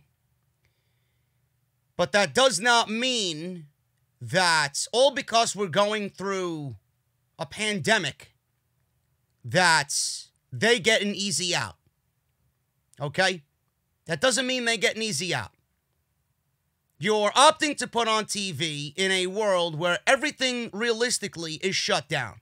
MLB, NHL, NBA, every major sport, done. Pro wrestling is in this mentality where they feel like if they are the only thing on TV, that it's going to ease everybody's mentality, it's going to ease everybody's mind at home, it's going to be a form of escape where you're not thinking about what's going on in the real world. And it was good for a week or two. It really was. We were all excited. We were all curious to see how WWE and AEW would go about these shows. And after that 1 week, after that 2 weeks, it kind of started to wear thin. It wore off. And in my case, you may like the shows the way that they are. Some people, I know, you are in a very small minority. Some people like the shows better without the crowd. I am not one of those people. I think I'm completely over it. And if AEW and WWE took a small vacation and came back and hit it hard, the fans are going to be waiting. They're going to be even more excited to just unleash all of that energy that they have not been allowed to do in these weeks leading through WrestleMania and God knows how long through April and May we're going to be with this shit. I would honestly accept a vacation because I feel like I'm actually starting to hate pro wrestling. And I have to watch pro wrestling. I have to watch these shows because this is what I do. I've made this my livelihood. I appreciate every man, woman, child that steps into that fucking ring. I really do. I appreciate all the effort. I respect you immensely for even wanting to be a pro wrestler in general. Just how difficult it is to work the crowd, do what you got to do, and become the performer that you desire to be, man. It's crazy. It's unbelievable. I couldn't do it in 1,000 lifetimes. This is me, this is what I do, and this is my path that I've chosen. Now, I also want to make it very well known that I feel terrible about what's going on in the world, okay? I know some people take what I say seriously because I have a very strong voice in the community. Some things get misconstrued on Twitter. Some things get taken out of context.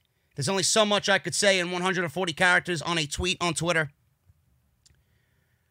But I do feel genuinely sorry for everybody that is struggling with what's going on. 6-point-something million people went on unemployment a week and a half ago in the United States. People have lost their jobs. People are struggling right now. People are now suffering with depression. My brother's going through some shit, and he can't stand it anymore. With what's going on, he isn't sick, but it's driving him to lose sleep. It's costing him mental stability. He wants to be back at work. He loves what he does. He was very well off in what he was doing. It is taking a mental toll on a lot of people. Some people that I know that had jobs no longer have jobs to go back to. Some people will not find new jobs. Some people will have to take up a new profession altogether. You're not going to have a job to go back to. I don't know how long it's going to be before you find a new job. Kids are out of school. I know people that have suffered from whatever is going on. And I want to make everything known to you guys that I do feel for you. I have been stuck home, jobless, for close to a year, way, way back in the day. It wasn't because of any virus, but I know how it feels to feel what you're feeling. I know how it feels to feel defeated. I know how it feels to be sitting at home feeling hopeless, wondering if I'm ever going to get back up on my feet, struggling with money, not being able to spend money, and the money I do spend it on the necessities that I need, and then I don't have anything to do much of anything else. I sit home with a cup of coffee and I play Modern Warfare. That's exactly what I did way back in the day when I sat home for a year. Unceremoniously fired. Not because of a virus, but because of other things beyond my control. I want to make everything known to you guys that I feel, okay? And anything that I say here in regards to this Edge situation, it is my personal opinion. And I don't want you to take that and feel, oh, JD is taking this and he's not really, being sensitive and blah, blah, blah. Okay? So please, whatever I say here, it's my opinion. You may have another opinion on this topic, but this is mine. Edge was a guest on Corey Graves' After the Bell podcast.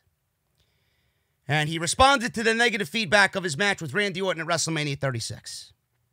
I didn't like the match. You may have liked the match. Okay? I'm not taking that away from you. If you like the match, God bless you. I didn't. And we'll talk about that in a little bit. This is what he said. I'm very, very proud of it. I've heard there's feedback that it was too long. Meltzer reported that it was the most boring match of all time that ever took place at WrestleMania. Of all the feedback I've gotten personally to myself or to my social media feeds, all has been positive.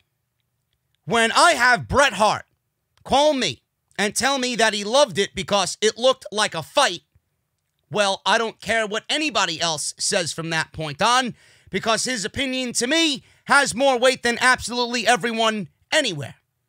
Nobody's going to top his opinion to me, and if he liked it and he thought it was a fight, good. Mission accomplished. It's fine. That's fine. For Edge to take something that Bret Hart said, who more than likely was an idol or an inspiration to Edge growing up, and Edge used him more than likely to find his way into the business. There's nothing wrong with seeking gratification or satisfaction from those that you admired growing up. It must have been unbelievable to him to have someone like Bret Hart call him personally and say, I loved what you did at WrestleMania. Of course, his opinion is going to hold more weight than anybody else. It's Bret the Hitman Hart. Everybody considers Bret Hart one of the greatest to have ever lived in this business. So I don't take that as a knock at all. He's seeking gratification from his peers, the ones that are most important to him in his career and his life. Fine. I take no issue with that whatsoever. This next part is where I take issue with it. Everyone is entitled to their opinion. It's wrestling, right? It's an art. It's subjective. Whatever blows your hair back. Randy and I have broad shoulders, and we can weather the weight of a minuscule militia of malcontents who will just want to complain about everything. Complain about the length of a wrestling match during a pandemic? Really? Come on. But they are also the same people that are going to complain that Bill and Brock only go 4 minutes. I just think there's a segment of people that enjoy not enjoying things and dwell on negatives, but I focus on the positives. So if he focuses on the positive, why is he talking about the minuscule militia of malcontents who just want to complain about everything for the sake of complaining about everything? I don't get it. This is what I am struggling to understand. By that, people who hated his match are assholes. And the people that loved his match are the only ones that he wants to associate with. Meanwhile, I can't have an opinion. He just said it's subjective. He says it's an art. Whatever blows your hair back. Well, whatever blows my hair back is telling everybody what I thought of the match on a platform that I created from the ground up, from nothing, and people actually take my opinion and have it mean something. That's what makes my hair blow back. That's what I live for. That's what I wake up for every single day. And I love that. I didn't like the match. There's nothing wrong with me saying the match sucked. There's nothing wrong with that. The match shouldn't have been 36 fucking minutes. Anybody knows that. Anybody knows that. When you look at the statistics after this match was over and you see it clock in as the second longest WrestleMania match of all time, that's a problem. You're just looking to have a 36-minute match for the sake of having a 36-minute match because Edge has missed 9 years. The match could have been 9 minutes to account for 1 minute of every year he's been out, and it would have had more impact than what they did in 36 fucking minutes. Now, I understand where he is coming from about Bret Hart and seeking satisfaction from his peers. And obviously, he's proud of it. I would be proud of it too if I'm Edge. Because he came back after 9 years, after people told him he was never going to wrestle again. His career was over. Could have risked his life, never mind his career. Comes back, works his ass off, gets back into some of the best shape I've ever seen him in. After 9 years, is back at WrestleMania, and he went 36 minutes. I don't think people even thought when they were looking forward to this match that Edge was going to go 36 minutes in his first match back at WrestleMania. And unfortunately, with everything that happened, he and Drew McIntyre were the two guys that I felt most sorry for because they were wrestling in the biggest roles of their career in a situation beyond their control. So I felt most about Edge and Drew McIntyre and the fact that they had to take place inside an empty venue. His match aired at WrestleMania 36 and went 36 minutes. And the one thing that I took away from all of it, the one positive, is that he's healthy. He's still able to go. He went 36 minutes in his first match back at WrestleMania. That is a success in itself. What I'm disappointed with is he falls in line with everybody else on the current roster. And as soon as he got into that locker room, everything that we kind of knew already was just becoming a reality with Edge on this podcast. As soon as he got into that locker room may be the most talented in the history of the WWE. But that locker room is the biggest bunch of fucking pussies that I have ever seen. Ever. Anything negative that you say about what they do, they are the only people that I see that go out there on social media and just become assholes to the fans. Now, the fans are assholes. I know that. I'm one of them. But it is a subjective thing. I've been watching pro wrestling for over 30 years. I know a good match when I see one. I know a bad match when I see one. If I want to voice my opinion on what you did and I didn't like it, that doesn't make me a fucking asshole. There's a certain way to go about it. Sometimes I come off as an asshole to some people. I don't mean to. That's just what I do on my platform. But that doesn't mean I don't care about what they're doing. All of my negativity is negativity because I know they can do better. All of my negativity is because I know the fucking shows can be better than what they are. All of my negativity comes from the fact that I don't think they're trying. Or why they think everything that they do is right and fuck the fans. The fans don't know anything because they're not working in the business. You don't have any iota of a fucking clue what to do because you're not in the business. I consider myself to be a part of the business just by what I do for HOG. So yeah, I'm in the business. Yeah, I know what a good match and a bad match looks like. Yeah, I know how to be creative. Yes, I know a proper outcome from a terrible outcome. I consider myself in the business, even if I didn't have the position that I have in HOG. I've been watching this shit for over 30 years. Motherfucker, I am a part of the business. I know better than most.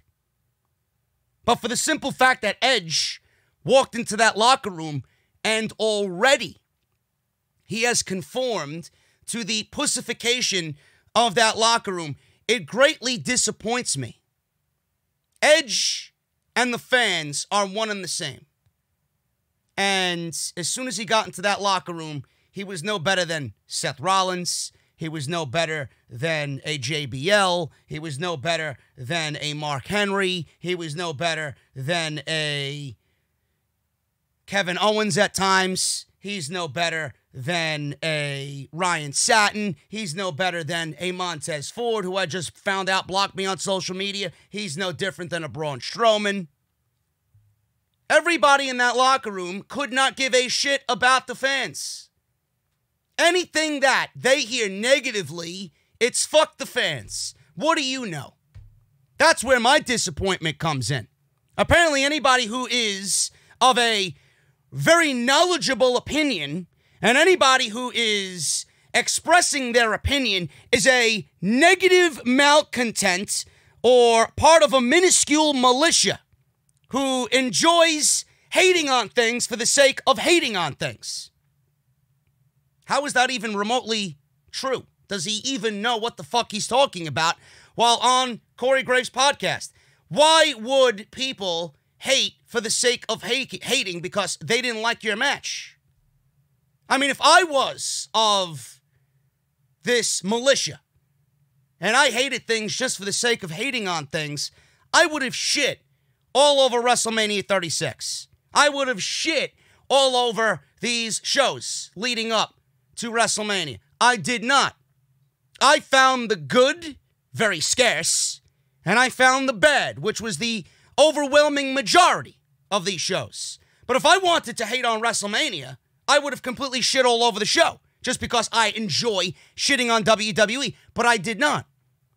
I clearly came on here and said, Kevin Owens and Seth Rollins killed it. They're one of the best matches all weekend.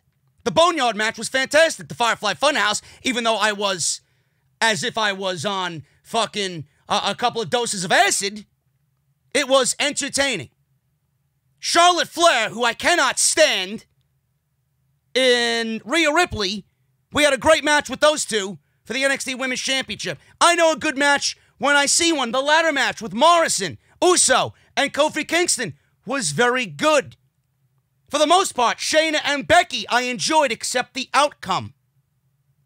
So please tell me why he is calling all the people who complained about his match and were negative about his match a minuscule militia of malcontents that want to complain about everything just to complain about everything. If I wanted to, I would have shit all over what I've just mentioned to you that I found good at WrestleMania.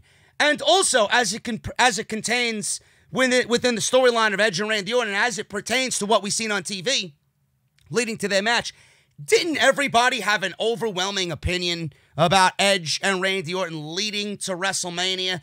Don't you think that people loved what you did so much that they had an idea where this match needed to be after the fucking classic storyline that we've seen play out on WWE TV, many of which, including me, said it was the only thing on the fucking show that was WrestleMania worthy. This is what I looked at when I looked at this. It was the only thing WrestleMania worthy out of everything WWE did for 18 matches. Everything that they did was perfect. The promo work was perfect. The match did not live up to the level of perfect that we seen on TV. So who are you to say that people can't be negative? And who are you to say that people shouldn't expect this when you gave them this leading up to the match? And also, who are you to say that people can't be negative?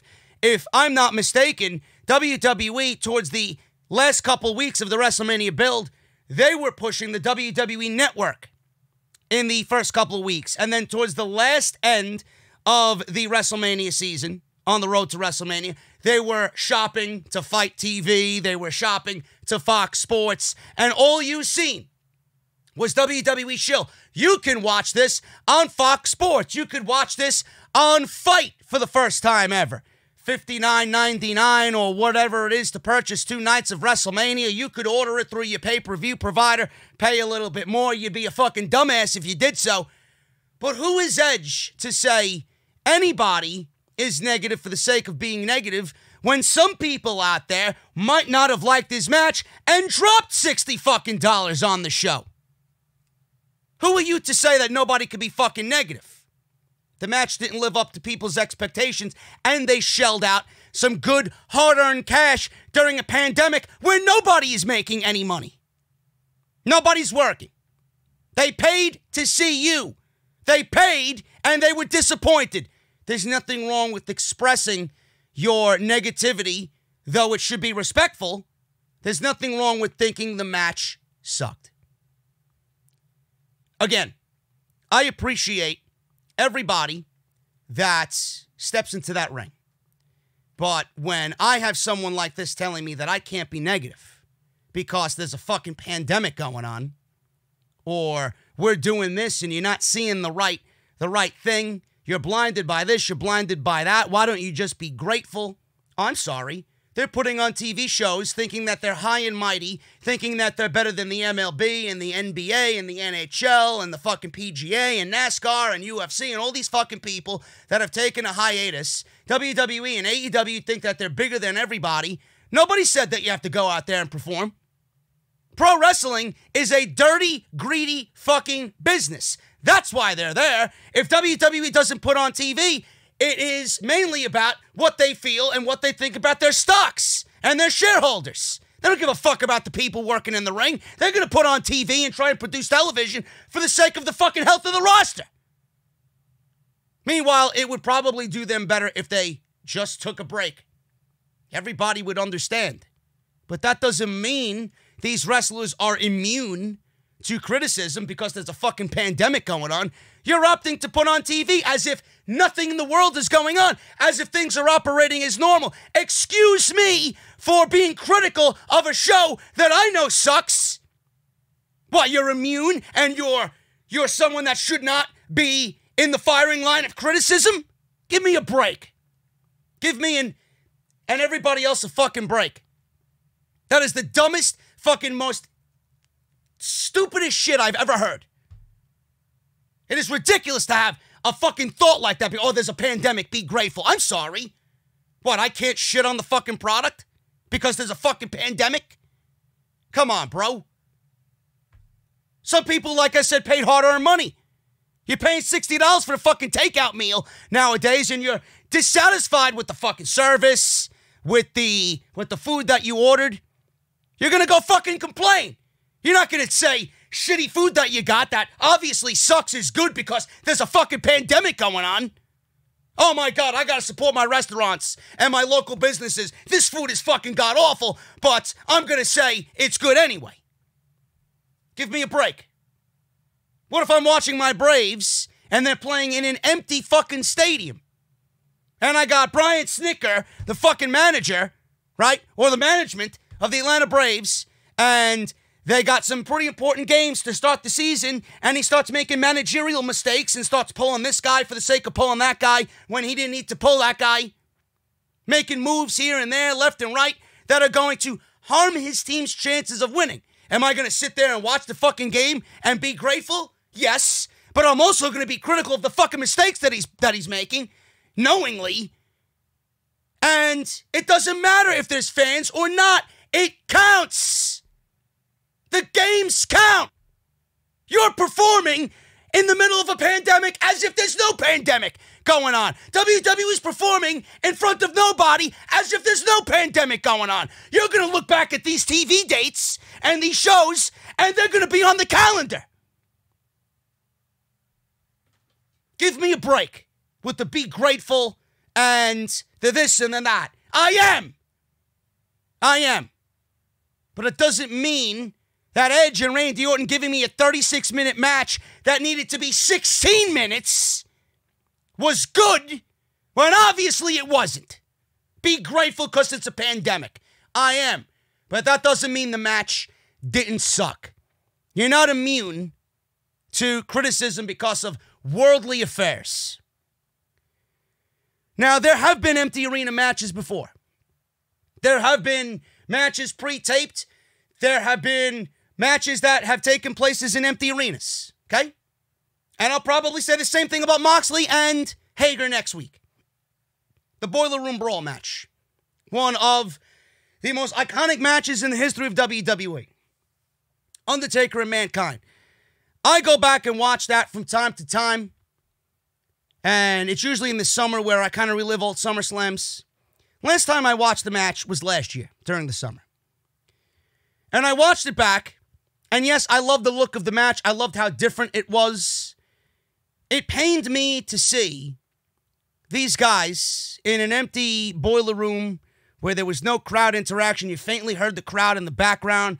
They eventually, after 30 minutes, make their way out to the arena in front of the live audience. You got fucking 16-inch fucking boxed TVs spread around ringside for the people front row to watch this shit. It looked terrible. It looked terrible. And the match itself, though I loved Mankind and The Undertaker, I loved their feud and everything about it. Mankind, Mick Foley, is the greatest foe that The Undertaker has ever had in his career. But that doesn't mean the match was good. That was the worst. That was one of the worst matches that they've put on. Please, if you look back at that history, that is going to be one of the worst matches they put on. It should not have been 30-plus minutes. Edge and Randy Orton should not have been 36 minutes. There's no match in an empty arena setting that should have went 36 minutes. None. I said this about Johnny and Ciampa. Yes, the match was long. It could have been shaved by 20 minutes. But what they did is what Edge and Randy Orton should have did. The cinematic way to do it kind of took me out of the time and kind of stopped time for me, and it made it a little bit more enjoyable. This was shot in typical WWE fashion, and that's what added to it being boring. Johnny and Ciampa could have been an hour. You could have thought it was boring. I didn't, but the way it was shot made up for the time that it went. This is my thought on this empty arena shit. 36 minutes is too long for an empty arena match, no matter who you are. It should not have went 36 minutes. No match in an empty arena setting should be going 36 minutes. All Edge had to do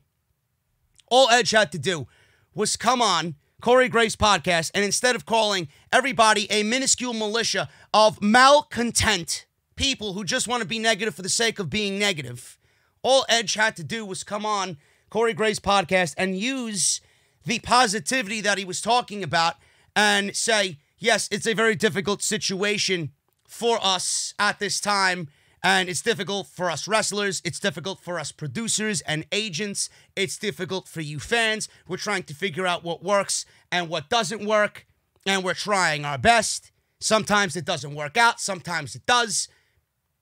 He made it seem like if you hated the fucking match, you disrespected him and Randy Orton.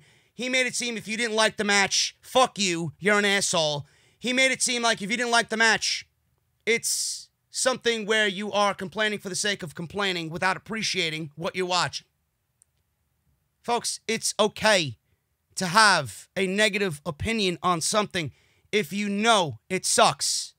It's okay to have a mind of your own and say it sucks. You don't have to follow the leader. One person says it's positive. You don't have to be swayed by that opinion.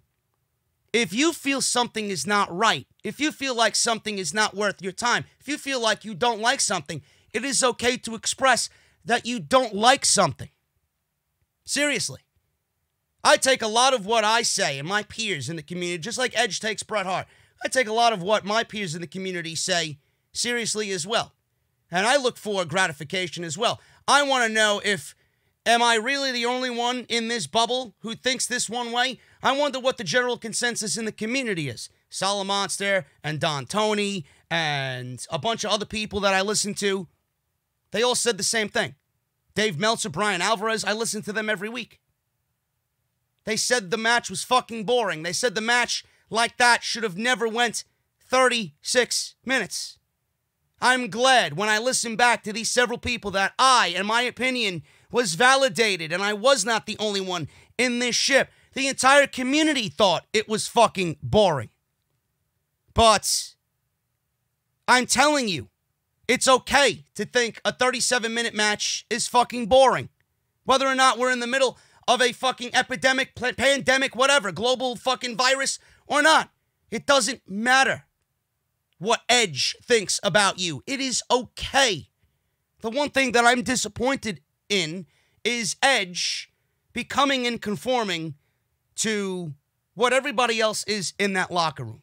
It doesn't mean that you are malcontent. It doesn't mean you're part of a minuscule militia. It doesn't mean that you enjoy shitting on things for the sake of shitting on things. It means that you didn't like their fucking match. And it's okay to not like their match. Simple. I don't understand these pro wrestlers. Stop being pussies. Please. I never once, as long as I've been a fan, well, I can't remember, it might have happened once or twice, but fuck me if I know, I never seen anybody on my Braves come out and have a bad game and shit on the fucking fans. It's always the pro wrestler's fault, or it's always the pro wrestler in this case that makes it seem like it's the fans' fault. Oh, fuck the fans. When a Freddie Freeman or a Chipper Jones, you'd never see a fucking Chipper Jones or a John Smoltz or a fucking, Denny Nagel, Mike Hampton, Fred McGriff, whoever the fucking player was that played for the Braves, had a bad fucking game. You never seen them go out there and be interviewed with a fucking microphone on their face and say, fuck the fans, it's the fans' fault, fans are ungrateful, blah, blah, blah. It's always what they did. It's my fault. And the next game, I'm going to come out and do better. I'm going to make it up to you guys. I was off today. Nobody's perfect. Nobody can go out there and hit 5 for 5 every fucking night and nail 3 dingers. It's always the fans' fault when it comes to the pro wrestler. Why? Why do pro wrestlers look at us with such fucking malice? That's what I want to know. What did we do to these guys? What did we do to Edge? What did we do to a Kevin Owens? Or what did I do to a Montez Ford for these people to say, fuck these guys? Unbelievable. It really is unbelievable. It means you didn't enjoy the match, folks. It's okay to have a negative reaction or a negative opinion on something that went 36 minutes in the middle of a global pandemic or not. Don't worry about it. Now, about their match, this is what he said in regards to their wrestling match. Apparently, it was a 40-minute audible. Edge and Randy Orton had a 40-minute audible. Now, what do you mean by that, JD? This is what he said in that same interview with Corey Graves, which makes my take and my negative reaction on his match a little bit more satisfying because it is what it is. 40-minute audible. Had to change everything an hour or two before the match, and what we got was a 40-minute audible. Edge said a lot of things changed, and the match turned into a 40-minute audible. This is what he said. The time that we filmed it didn't coordinate with the ideas that we had. Some we find out that day, hours before, so we had to change everything. That's truly what you saw, a 40-minute audible. I'm proud of that. I'm proud that we, without uttering 2 words to each other, were able to do that. It was a very, very challenging thing on top of the challenges that we already were facing. Again, that's part of the gig. It's part of your job. Yes, it makes it look impressive, but at that point, he watched it back, and I honestly feel like he knows the match sucked. He knows the negative reaction is legit, and people do have a right, but he wants to be the one who is right. It's almost as if he's saying that as a way to deflect the negativity, and he's trying to sway your opinion on the match. Yeah, people know it sucks. I know it sucks. Randy knows it sucks. We did the best that we could, but we were working against Vince McMahon, and things had to change, and what you watched was a 40-minute audible, so please appreciate my match a little bit more. Please be a little bit more positive about my match. I'm sorry. What you produced should have been produced in a different way, should have been produced more like Johnny and Ciampa, and honestly, at the end of the day, it is a match I will never go back and watch again on WrestleMania, and that doesn't mean I don't respect Edge and Randy Orton, but I feel like this is just a way to deflect all the negativity willingly, knowing that the match was terrible. Please be positive about my 40-minute audible. I'm sorry, guys. Once again, it's okay to shit on a bad wrestling match. What is bad is The fact that you guys don't have a Ridge. I know you don't.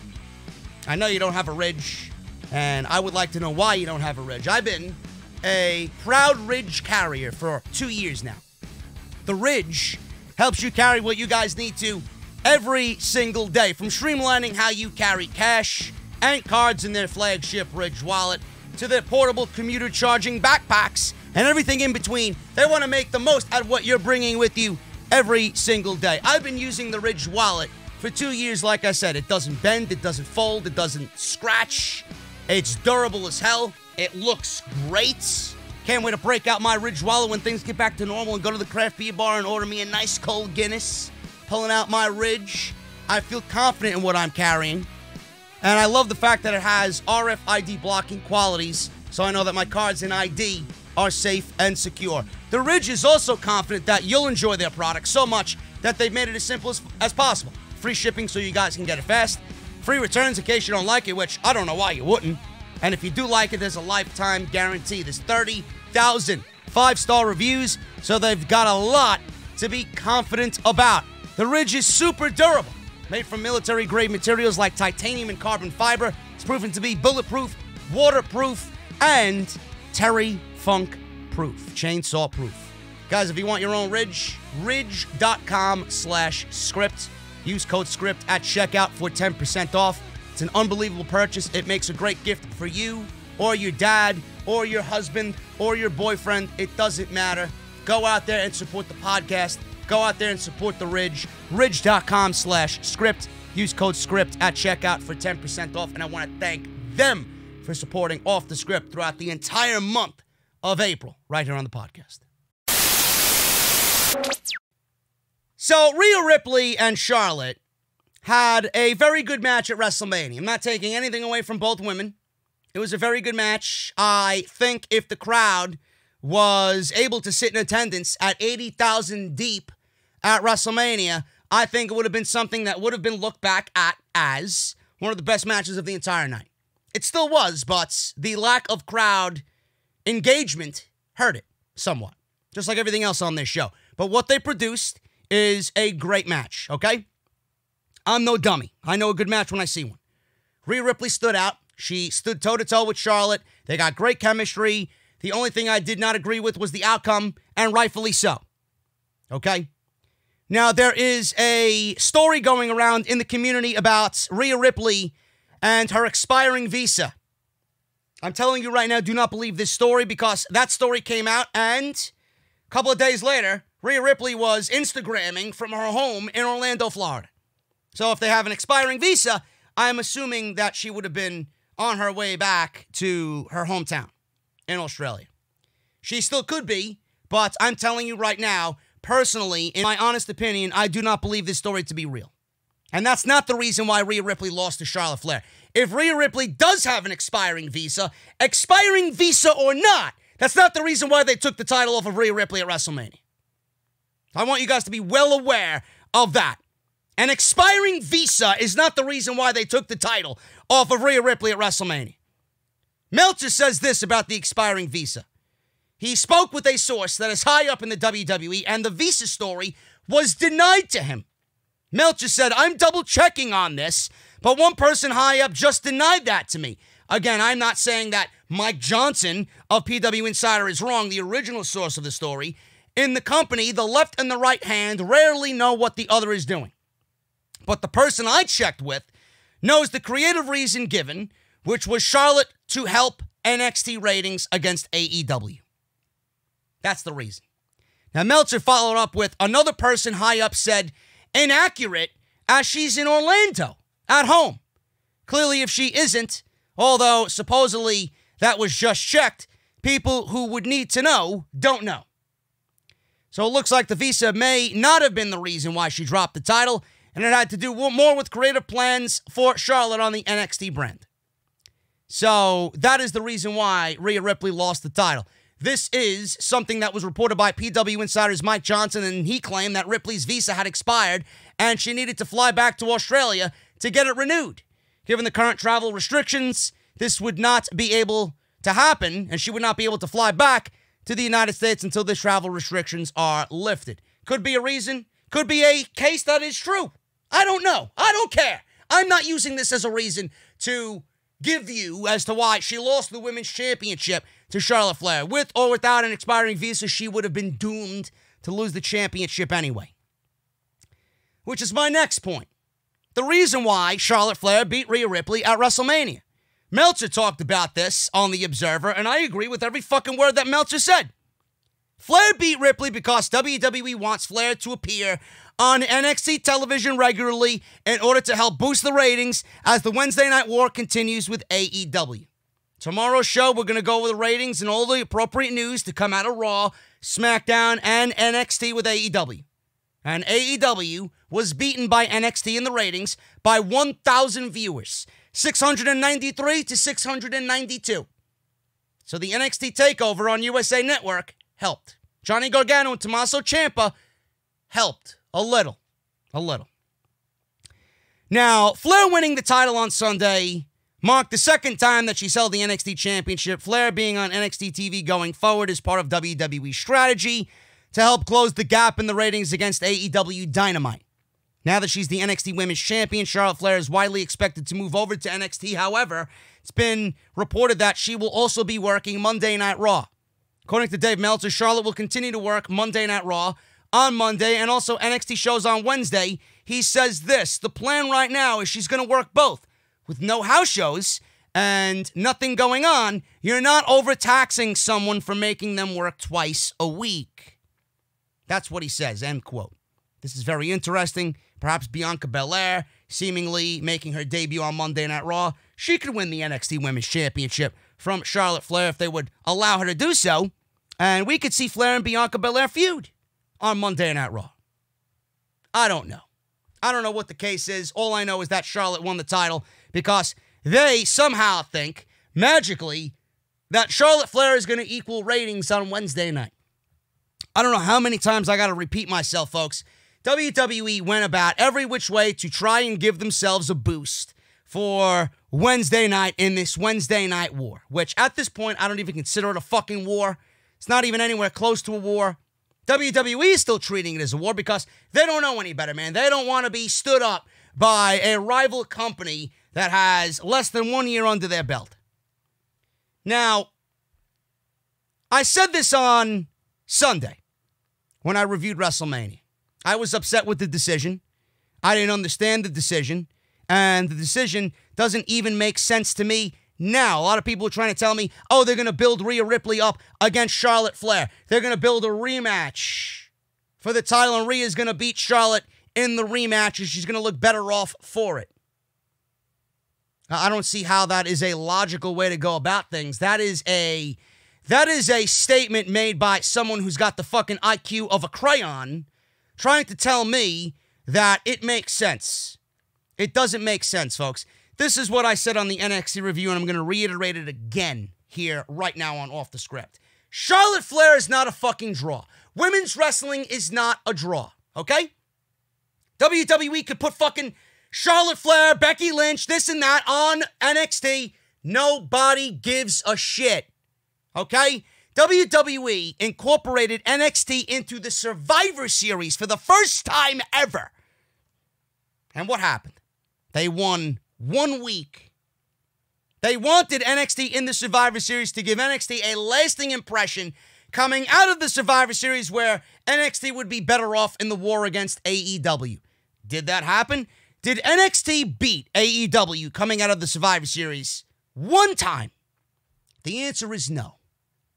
WWE opted to not put NXT or anybody outside of Matt Riddle and Keith Lee in the men's Royal Rumble. It was supposed to be 10 from NXT, 10 from Raw, and 10 from SmackDown. WWE withered that down to 2 men roster members in the Royal Rumble, and the women had more NXT talent in the Royal Rumble because they needed to be in the Royal Rumble, because with the roster that they have on the main roster with Raw and SmackDown, you wouldn't have been able to fill the women's Royal Rumble with all the women you got on the main roster. So they needed NXT talent more than they needed men, but it was supposed to be 10, 10, and 10 from the main roster, okay? They don't have 10 on Raw. They don't have 10 on SmackDown. They certainly have 10 in NXT, so they had to amp up the Royal Rumble in the women Royal Rumble with more NXT talent. But they didn't really make an emphasis on NXT being in the Royal Rumble, having a major presence in the Royal Rumble. And when they did, Bianca Belair was still an NXT talent. You had Shayna Baszler in the Royal Rumble. Did anybody come out of the Royal Rumble watching NXT because of what Bianca Belair did and what Shayna Baszler did in the Royal Rumble, what Keith Lee did in the Royal Rumble against Brock Lesnar? No, of course not. They didn't give a fuck. So whatever WWE did was a failed effort. They didn't do anything with any of those efforts, and they expect Charlotte Flair to be the women's champion and give NXT this ratings boost on Wednesday night.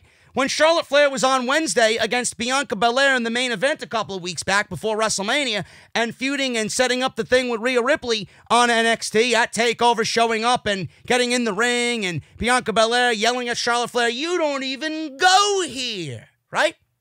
How did the ratings do for those shows? Down and down. People stopped watching. The people that were watching did not watch. You didn't bring anybody over from the main roster. You didn't get that main roster audience that's in love with Charlotte Flair to watch your show on Wednesday night. Nobody watches. It doesn't translate from Monday to Wednesday. It doesn't matter who it is. It doesn't matter who it is. Now, the fact that WWE is doing what they're doing with Charlotte Flair, it's a disgrace because she is the most overhyped, overpushed, overprivileged WWE talent in the entire company next to Roman Reigns. And that is the God-honest truth. She's not the greatest women's wrestler in the world. She's not a fucking draw. In fact, she actually brings the NXT Championship down. A lot of people say, oh, Charlotte Flair is going to make the NXT Championship better. No, she doesn't. In fact, she makes the NXT Championship worse. She makes the NXT's women's division worse. Now, for everybody that said, oh, they're going to set up the rematch for Rhea Ripley, how do you see that as being a good thing? WWE made this big spectacle about Rhea Ripley winning the fucking title on NXT against Shayna Baszler, and then they have her drop it to Charlotte Flair in her first title defense against Charlotte Flair at WrestleMania. You made a big spectacle about that, and then you have her drop the title to Charlotte Flair. Wouldn't the right thing be to have her beat Charlotte Flair at WrestleMania and continue that moment and continue that feel-good title reign after making a big deal about it? What good is Charlotte Flair winning the title ultimately to give it back to Rhea Ripley? Rhea Ripley should have beaten Charlotte Flair at WrestleMania. So you mean to tell me Charlotte's going to beat Rhea Ripley, take the title from Rhea Ripley at WrestleMania to drop it to Rhea Ripley at a random NXT TV taping on Wednesday, or a TakeOver, or a SummerSlam in front of no audience? More eyes are going to be on WrestleMania, even in an empty arena, compared to every other show that WWE does, in an empty arena or not. Charlotte Flair should have lost to Rhea Ripley on that night, on that show, Sunday in the first match. It was a disgrace to have Rhea Ripley lose that championship. And now we're looking at Charlotte Flair and Io Shirai. Everybody's excited about this match that came about on Wednesday with the ladder match. Io Shirai is the #1 contender. Why are you excited about Io Shirai and Charlotte Flair? I hope you do know that you look like a complete fucking idiot getting excited about a match that inevitably is going to end up with Charlotte Flair adding another name to her resume. Don't you think this is Vince McMahon knowing what's going on and people in Vince McMahon's ear telling him what's going on? Oh, everybody loves that Io Shirai. That Io Shirai over there on NXT. They say she's the best women's wrestler in the world. Charlotte already beat Asuka. Charlotte took care of Sasha Banks. Charlotte beat the shit out of Ronda Rousey. Charlotte beat Becky Lynch. Now you're going to add Io Shirai to the list of women that WWE adds to Charlotte Flair's resume. This is nothing more than a padding of statistics for Charlotte Flair. Could be a great match. It doesn't fucking matter because the outcome is already determined. You're not going to take the title off of Rhea Ripley to put it on Charlotte only to put it on Io Shirai. By that logic, everything you did with Rhea Ripley is an absolute waste of my fucking time. Why? Why? Do you not think Io's going to win the title? WWE didn't put the title on Charlotte Flair to put it on Io fucking Shirai. Io Shirai is more than likely gone from WWE. This is WWE's way to pad Charlotte's statistics, and this is WWE's way to keep Io Shirai in the WWE because there were rumors that she wants out. So yeah, let's give her a title shot against the one woman she wants to fight. You people need to open up. And I don't even mean my audience. If you don't like me watching me, you're the one that needs to fucking open up. This is exactly what is going on, folks. This is what's going on. If you don't believe the words that are coming out of my mouth, I'm sorry to tell you, you're a fucking buffoon.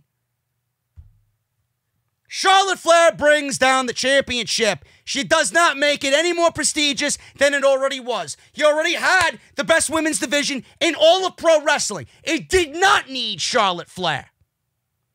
Doesn't need Charlotte Flair now. It didn't need Charlotte Flair then. It doesn't need Charlotte Flair fucking 3 years from now. Charlotte Flair is going to bring down the entire division. She swallowed the entire main roster division, and she's still hungry. So we'll throw Io, and we'll throw Candice, and we'll throw Rhea, and we'll throw Mia, and we'll throw Dakota, and we'll throw Tegan, and we'll throw Chelsea. We'll throw in a Kaden Carter as a nice little fucking appetizer when she's ready too. Please, use your fucking brain. Charlotte won the title because WWE loves to fucking add to the Queen's resume, and they are foolish if they think Charlotte's going to aid in... When things get back to normal, I hope to God that Charlotte's still the women's champion, just so that I could prove everybody watching me that is a fucking Charlotte Flair android fucking buffoon, that you were automatically wrong from the word go. I hope so. When things get back to normal and AEW starts doing their thing and Blood and Guts happens and all this shit starts coming about for their pay-per-views, watch. What is NXT gonna do? Oh, we got Charlotte Flair to combat. Nobody gives a fuck. Nobody gives a fuck about Charlotte Flair. Okay? Nobody gives a fuck. Give me a break. Ric Flair had to publicly reach out to, I believe, who the fuck was this interview with? Wrestling Inc. You know, I would say something about Wrestling Inc., but I know a couple people that I'm pretty cool with over there. But he was on the Wrestling Inc. podcast, and he said something in regards to fans saying Charlotte Flair is getting a demotion by going to NXT. Charlotte Flair is getting a demotion by going to NXT? Says who? Because Monday Night Raw and SmackDown are so much better, right? Because there's so much fucking gleaming talent on the main roster that Charlotte Flair has yet to devour, right? In fact, she's actually getting a promotion because the women's division is the best in wrestling. It doesn't matter, he says. What was good about the match was that it could have gone either way. It automatically put Rhea in the discussion as one of the better wrestlers. Rhea performed at a high level, but Ashley is there to lend maturity, to feed, oh yeah, and to take all of the things that Rhea could give her. Absolutely. That was meant as a subtle way to be the truth. Meanwhile, he didn't really mean it that way. He meant it that way. They pulled it off, and you can only imagine the reaction if it would have been in front of a live crowd. Flair continued by asking who the best wrestler in the WWE is, which wrestler has the best looks and best presentation. He thinks it comes down to who can perform the best. He brought up how fans can't compare any other talent to his daughter. Of course not. Charlotte Flair and Rhea Ripley performed a clinic at WrestleMania 36, according to most of the consensus on social media. The two battled for the NXT Women's title in a match that would eventually see Flair winning her second NXT Women's title. The match didn't come together by itself. PW Insider reports that Adam Pearce was the producer of the Charlotte Flair and Rhea Ripley match at WrestleMania 36. Pearce was at the Performance Center, but WWE didn't call in any producers from out of the state due to the virus, and a lot of producers who needed to travel were told to stay at home. Folks, quickly, Charlotte Flair is not getting a demotion. She's actually getting a promotion. The only thing that's getting a demotion is the NXT Women's title, because it doesn't look or feel any more prestigious than it does on Charlotte Flair. It was already at that level. In fact, Charlotte Flair actually brings it down, in my honest and genuine opinion. WWE is not broadcasting shows live from the WWE Performance Center. They will tape for 6 straight days. I want to make sure this is out there before we hit SmackDown tonight. SmackDown WrestleVotes is reporting that the episode tonight and the Monday Night Raw episode will air live from the Performance Center. That was the first initial report. Now, it looks like WWE will be forced to run shows with no fans for the next several months, as reported. President Trump told league officials in and around every sport in the United States on Saturday that he does not expect for stadiums to welcome back fans until August or September. Of course, things could change depending on what the government recommends. If August and September and that time frame turns out to be accurate, then it means that SummerSlam could be in jeopardy and may also have to take place in the Performance Center with no fans. Now, this report that emerged suggesting that WWE will continue to broadcast shows live from the Performance Center, it's not true. It's not true. Florida has a current stay-at-home order until the end of April, and it's believed that WWE higher-ups had taken the decision to ignore this to ensure that they put on content for the fans. The report from WrestleVote states that both SmackDown at the end of the week and Raw beginning of next week will be broadcast live from the training facility. It was rumored that WWE was considering taking a break post-Mania, but it is clear that they have opted to push on. They will not be live.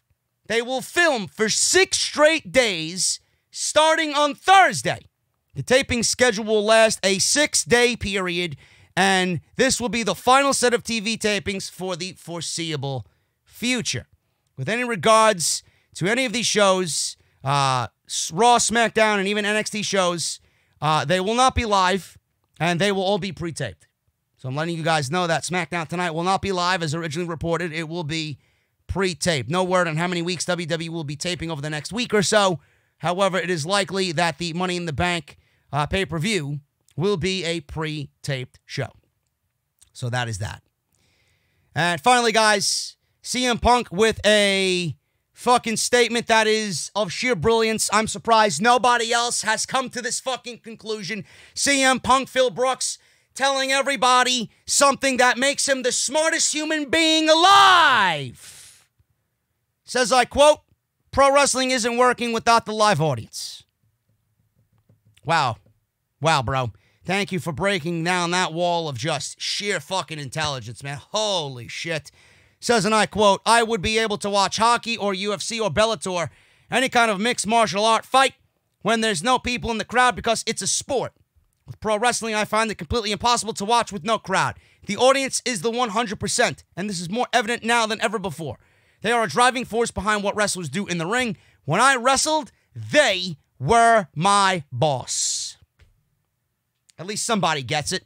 Tell that to someone in fucking WWE. They still haven't gotten it all these weeks. I would just wish that they took that hiatus and make it a thing. I really do. I'm making me getting out of here a thing. I hope you enjoyed the podcast. We've been here for quite a while. Hope you enjoyed it. Hit that thumbs up. Follow me on social media, at JD from NY206. Hit that subscribe button down below. Turn on that bell for all notifications. If you guys missed any of the videos that I uploaded previously on the channel, links will be down below. And I will see you guys tonight for SmackDown. I don't know what's coming, but apparently Braun Strowman is going to talk about him winning the Universal title. And we may see more of Sasha and Bayley and that feud continuing on SmackDown. Make sure to sponsor the podcast by checking out one of the sponsors that I have here today, ridge.com/script, code script at checkout, and join honey.com/offthescript. And if you want to support the podcast via Patreon, you guys can certainly do that as well. Patreon.com/JD from NY206. Guys, have a good one. And I'll see you right back here for part 2 of Off the Script on Saturday afternoon. See you guys then.